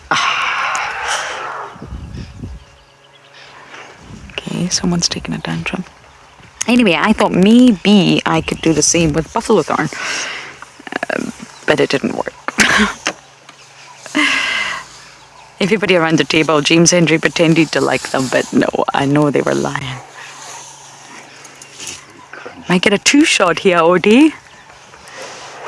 If the Ellie doesn't scare away our little lizard. There you go, there's a lizard.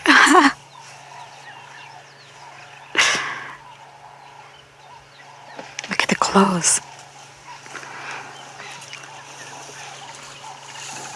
I got the two of them together.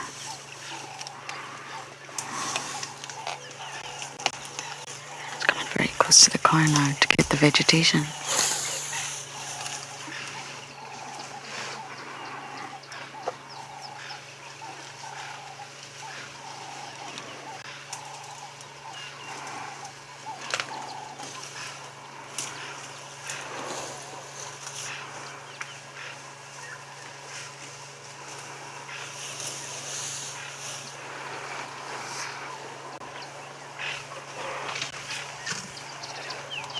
Oh, they're all coming.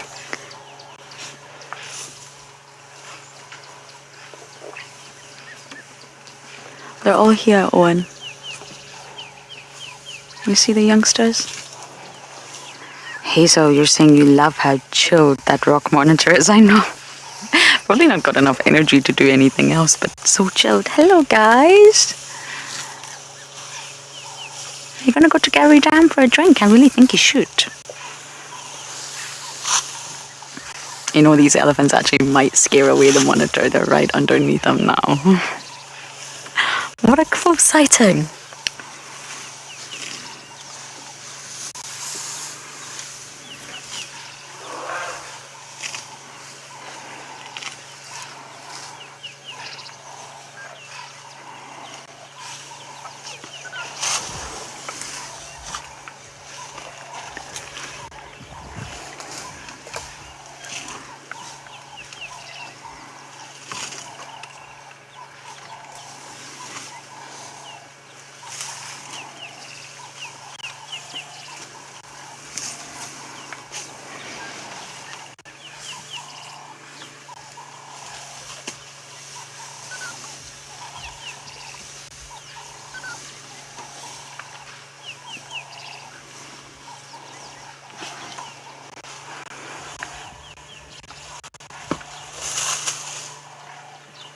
That was a bit dramatic.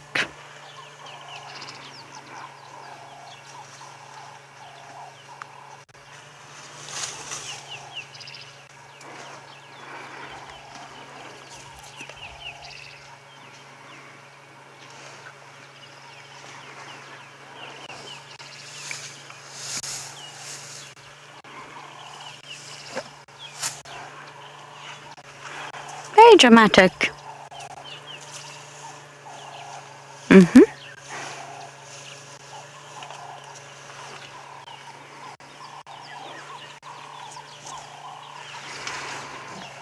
No, not at all, Susan. Not at all. They have no need to. It's not anything that elephants need to pay attention to. Owen, 12 o'clock. Hello. Got an itchy leg. Beautiful girl. I can see you having a sniff of us.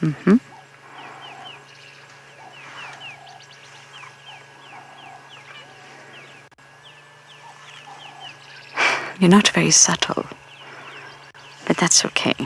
I hope I don't smell bad.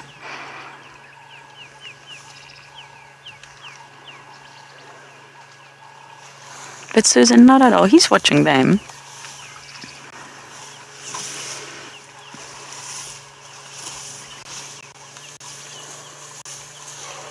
But they don't have to bother with his presence at all. They're all coming here.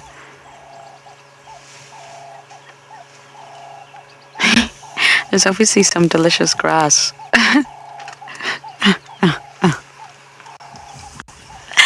Underneath this quarry.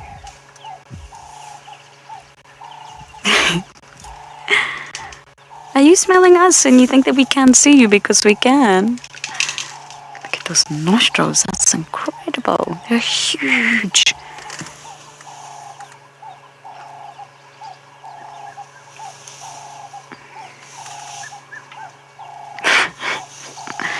Okay, that was just a chance to come and smell us.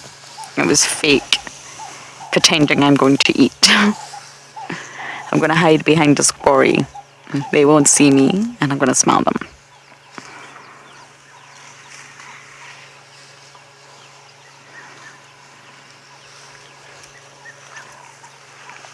We've got more coming on. We've got a nice calf and mother in front. 12 o'clock. Some more coming. A young boy approaching from the right. Here we go, here we go. Hello, boy.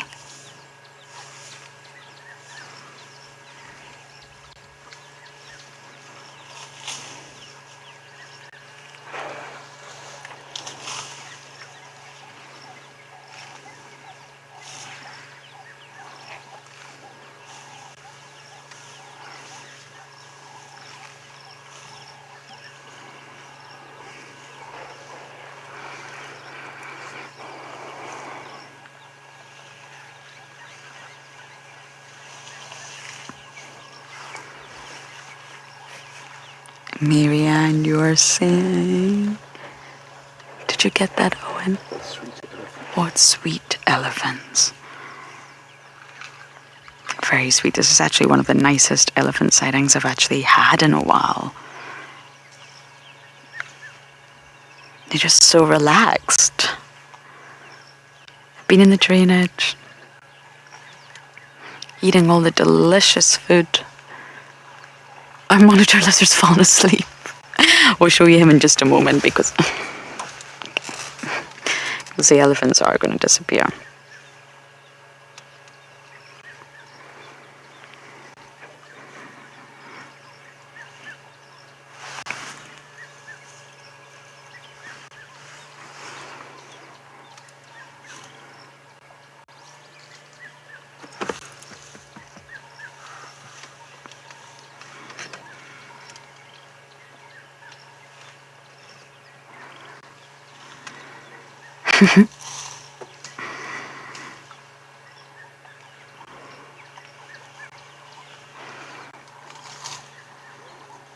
This is pretty special.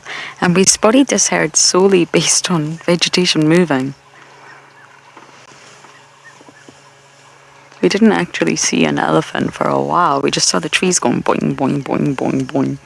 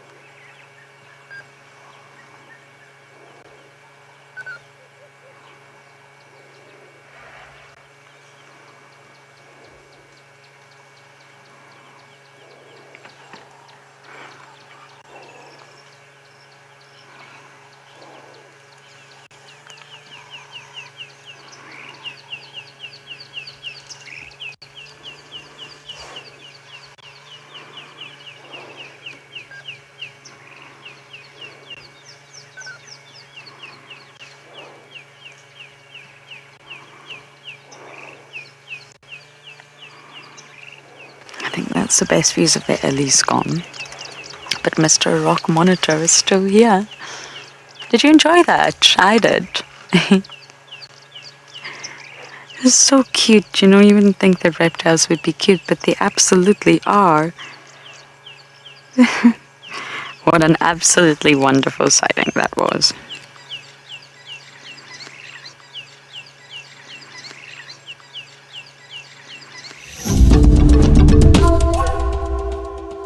Okay, so we found a giraffe.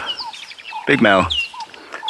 They're quite nice just to sit here, and also you'll be able to hear the tail swishing every now and then. I think he's just gonna hopefully end up feeding right next to us.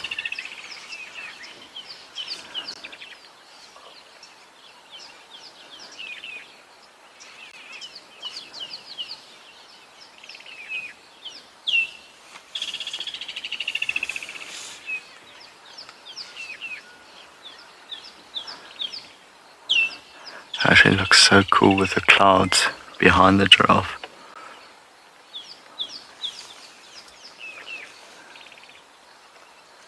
He's eating from a guarri tree, but I think mostly what he might be after are the little fruits.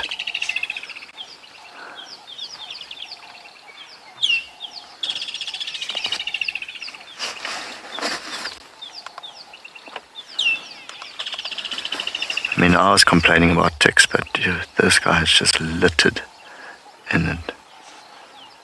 And all the folds.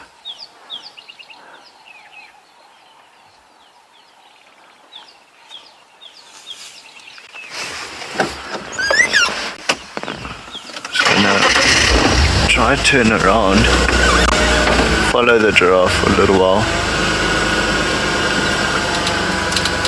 Luckily, he feels like walking on the road.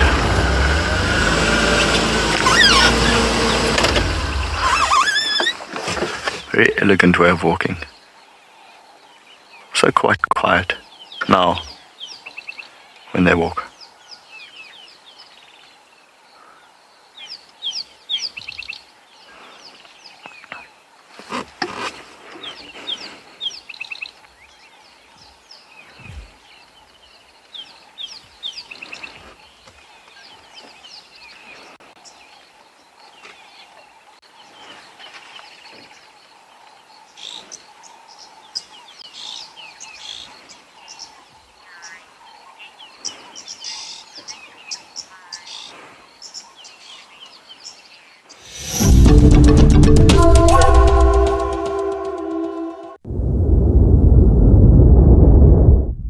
We've repositioned, and it actually works in our favor anyway, signal wise, and we get much better views of the elephants.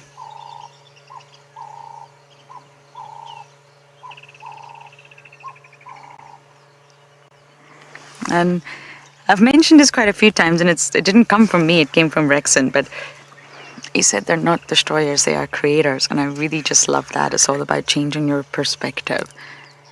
And Rexon does a lot of the work here now that Juma's changed the structure a little. Rexon does a lot of the work at protecting the marulas and putting the sort of wire mesh around all the trees. And although you don't want to prevent elephants from getting their food, there's also a sort of mechanism and algorithm behind it, if you like, where he knows the land better than anyone. I mean, Wrexham was brought up here. This is his home. And he understands the movements of the elephants, why they're ring barking, what trees they do ring bark, and how to selectively choose specific trees to protect that'll still protect not only those trees, but the integrity of the land around it. And that's a lot of his work now. He does that. And it just deters the elephant. It doesn't harm them. It doesn't hurt them. Their food is plentiful. We're not in a drought. We're in the most lush, giving season with water everywhere. So they don't need the bark. They don't need to do that. And that's why we do protect them in the area. But they're not destroyers. They're creators. They create new things in so many ways. They're the architects. Engineers. changing the land, not to destroy it, but to create something new. And it's such a beautiful, beautiful way of looking at it.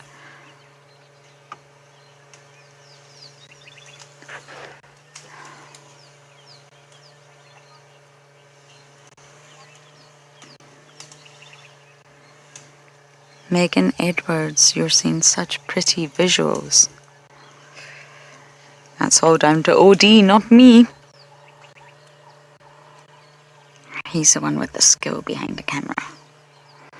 I guess the elephants are helping.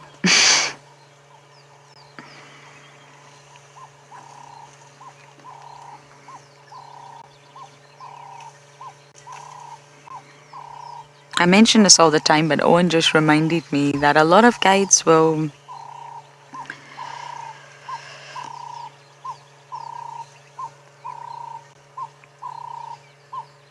about identifying the matriarch. And I think some guides are a bit too quick. So that's the matriarch. But really, there's a lot more to it than just being the oldest female and therefore the largest. That's not always the case. And in that beautiful book that I always recommend, Beyond Words by Carl Safina, it's broken into elephants, orcas, and wolves. And it's wonderful. It's quite heavy at points, but it's wonderful. And it really does go into great detail about elephant societies, how they communicate, how they structure themselves. And it's all about social units. Basically, the matriarch isn't always just the biggest female. And you've got to be really careful at presuming who it is. Sometimes it is obvious. But really, when it comes to science, you've obviously got to be very conclusive. And in identifying the matriarch, you should always wait, you should always observe. How you really are going to identify is not because she's the biggest female, no, is by social interactions.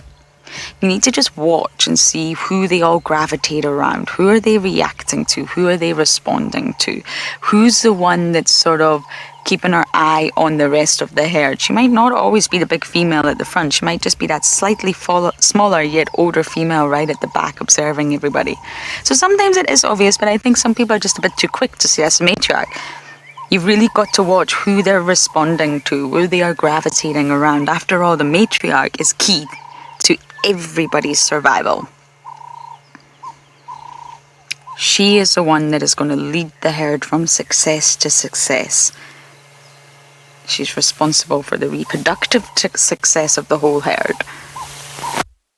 Yes, it's the oldest elephant, so therefore should be the biggest, but it's just not always the case, and you should be careful when you're trying to identify the matriarch. Involved in the herd than any other, but it might not be immediately obvious.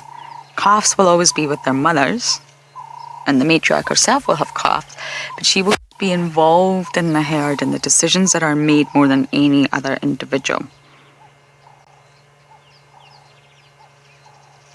Sometimes in kinship groups, or if there's been a loss, a death of a matriarch, a new one will arise. It's not always the right one, and it's not always the oldest one, and it's not always the correct one. And what I mean by that is the book Beyond Words goes into great detail about how each individual elephant has its own personality. We can see that. And not all females are just destined to be the matriarch. It's just not always, that's just not who they're destined to be. Just like we all have our own destiny. Some of them have not got what it takes to be a matriarch. And that's why sometimes the wrong female will arise, take that position. She's a bit too young maybe, with not enough knowledge, or she just wasn't meant to be a matriarch, and at the end of the day she won't lead the herd to success, and it can be so detrimental, even fatal to some elephants.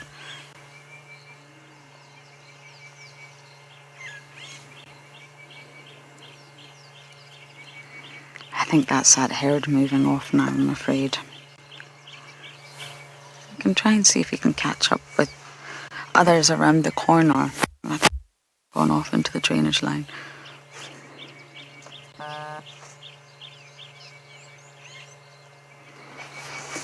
Okay, OD, let's do a bit of a U-turn here.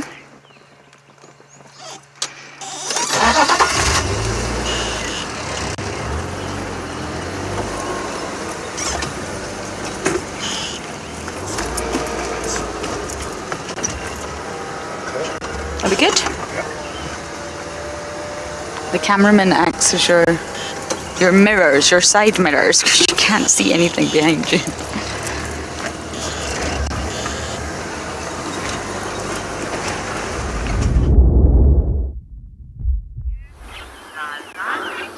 Good afternoon and welcome back to Eco Training Pridelands. We started off our afternoon with actually doing some tracking before we went live onto show. We spent some half an hour looking for a specific lion. However, we fortunately he actually moved into adjacent property. Luckily, he did come back. He most likely came back to come and look for a drink. We're just so happy to actually being able to locate on him.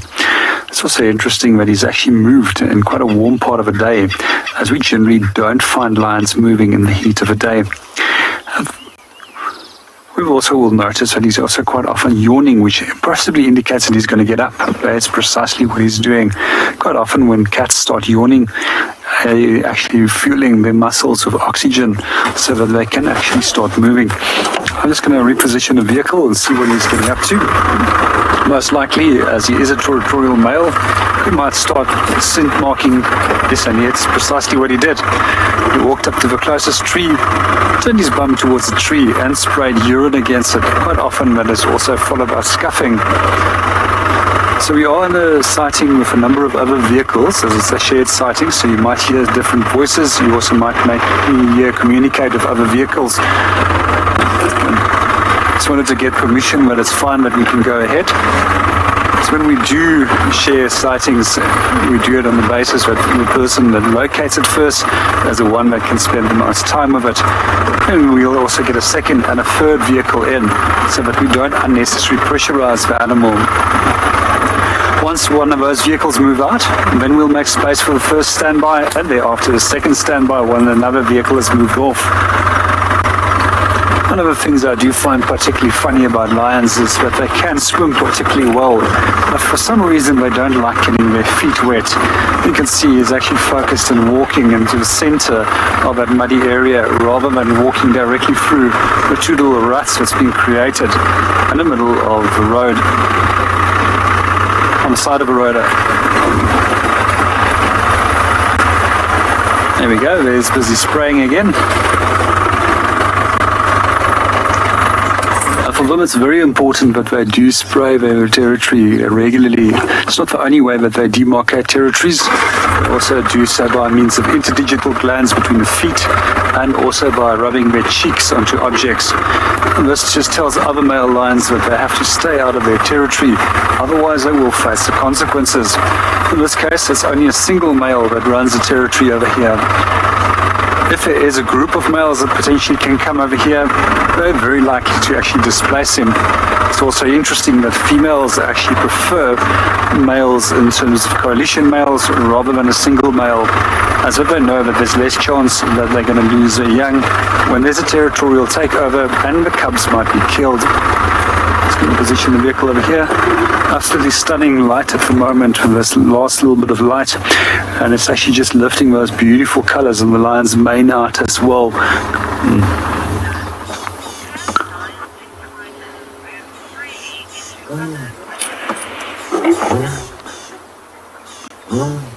Let's just listen to him. He's busy contact calling them.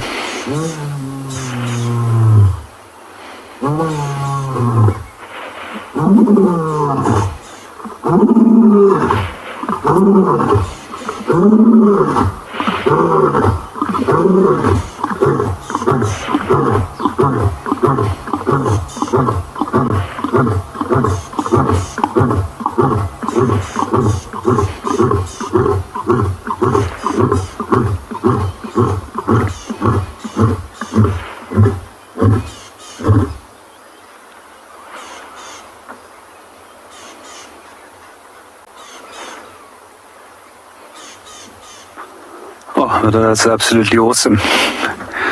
So Mundas, good afternoon and welcome back to the show. And I just want to quickly answer your question. Can they move freely? Yes, they can move freely into the Balule, and the Balule is also open to the Kruger National Park.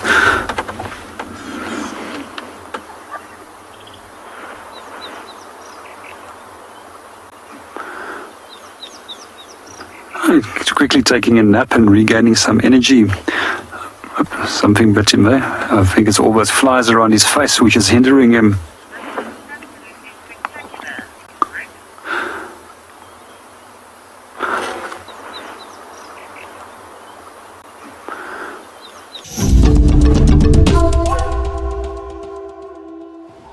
So I've just arrived at Treehouse Dam. Doesn't look like there are any larger animals around, but there's definitely a lot of bird life. You can hear some birds in the background.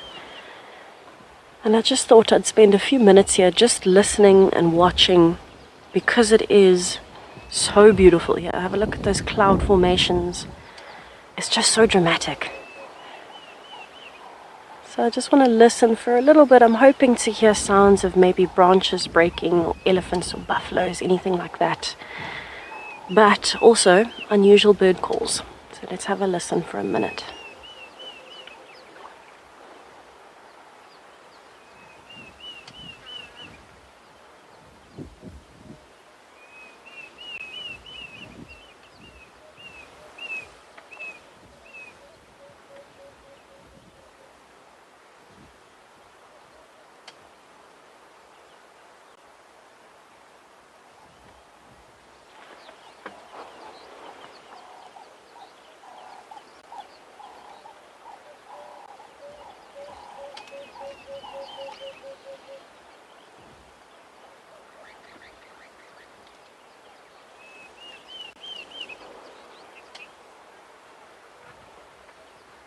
I can't even hear red-billed buffalo weavers, and this is where they nest. You can see the big nest there in the tree. There's no activity from the buffalo weavers. But I can hear other birds. I can see the odd one flitting around. I think the weather's actually giving everybody a bit of confusion at the moment, because it's so hot and it's going so quickly between fully overcast and very, very hot sun, with quite a strong wind this afternoon compared to this morning. I think the animals know there's a weather change happening. There might be some rain, and so they are maybe a little bit more shy this afternoon, and that's totally valid. I completely understand it. So we will see what happens as the afternoon goes on.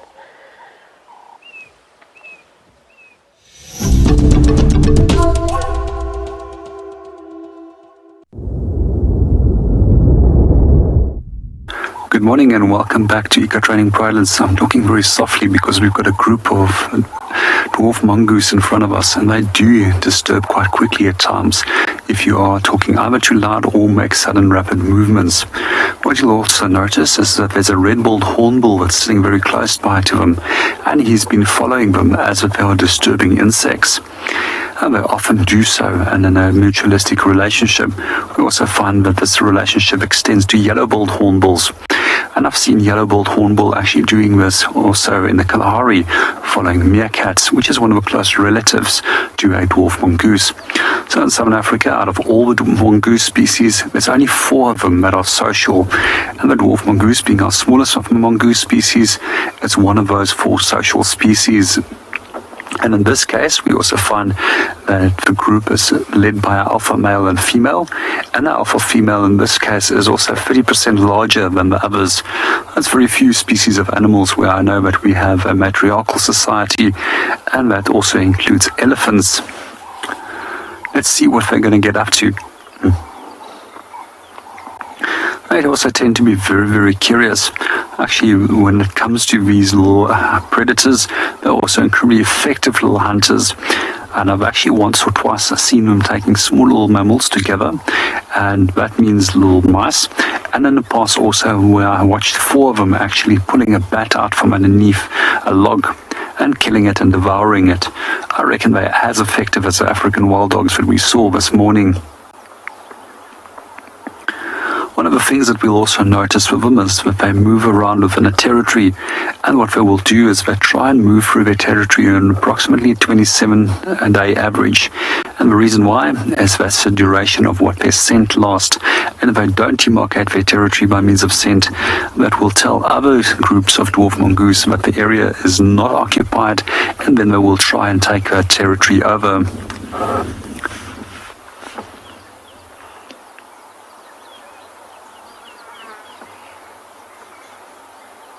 As a little trick what I was taught by my trackers many years ago, if you do want to get the attention of a dwarf mongoose, you can just imitate a call that sounds something like this. Let's see if it works.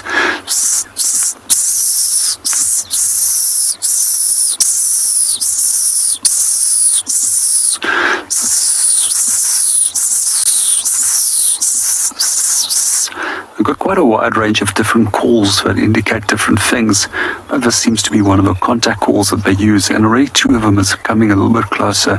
Let's see what they get up to.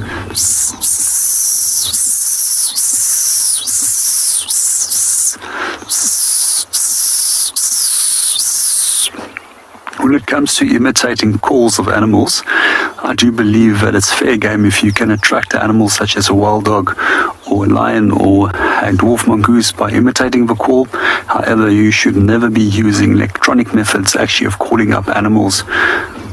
And you also should be doing it very, very sparingly when you are going to imitate the calls, as you don't want to upset the animals and alter their behavior in any other manner.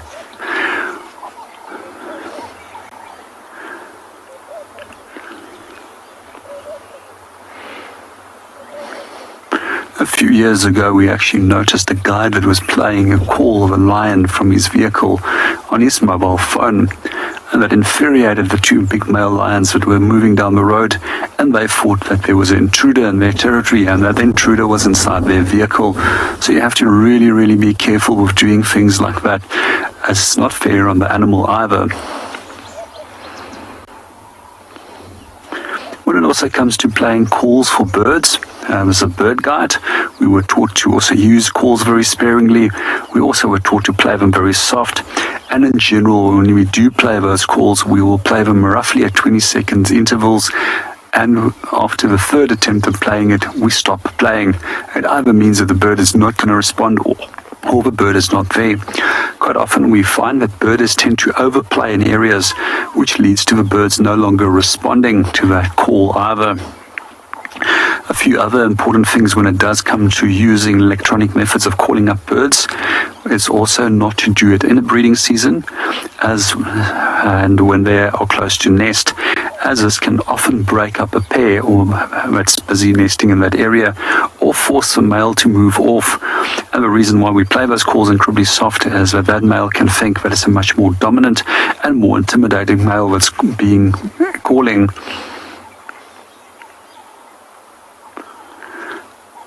Something else that we were also taught in terms of call-ups when it comes to birds is when you are playing specifically for owls, you always start off with your small owls and then progressively move up towards your larger owl species, which you can find in that area. And the reason is the smaller owls often are predated on by the larger owls, and that will be intimidated by the sounds of that more dominant and larger owl species.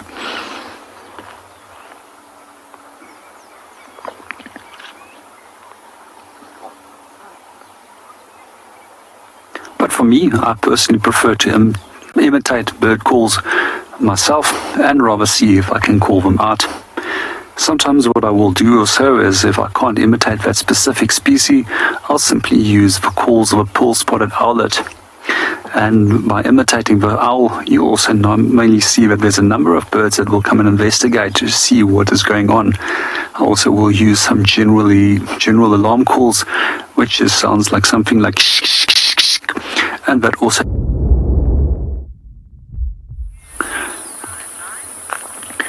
Good afternoon and welcome to Eco Training Providence. At the moment we're looking at a wasp that has just caught a bee in midair, and now we're watching it as it's going to slowly start eating it.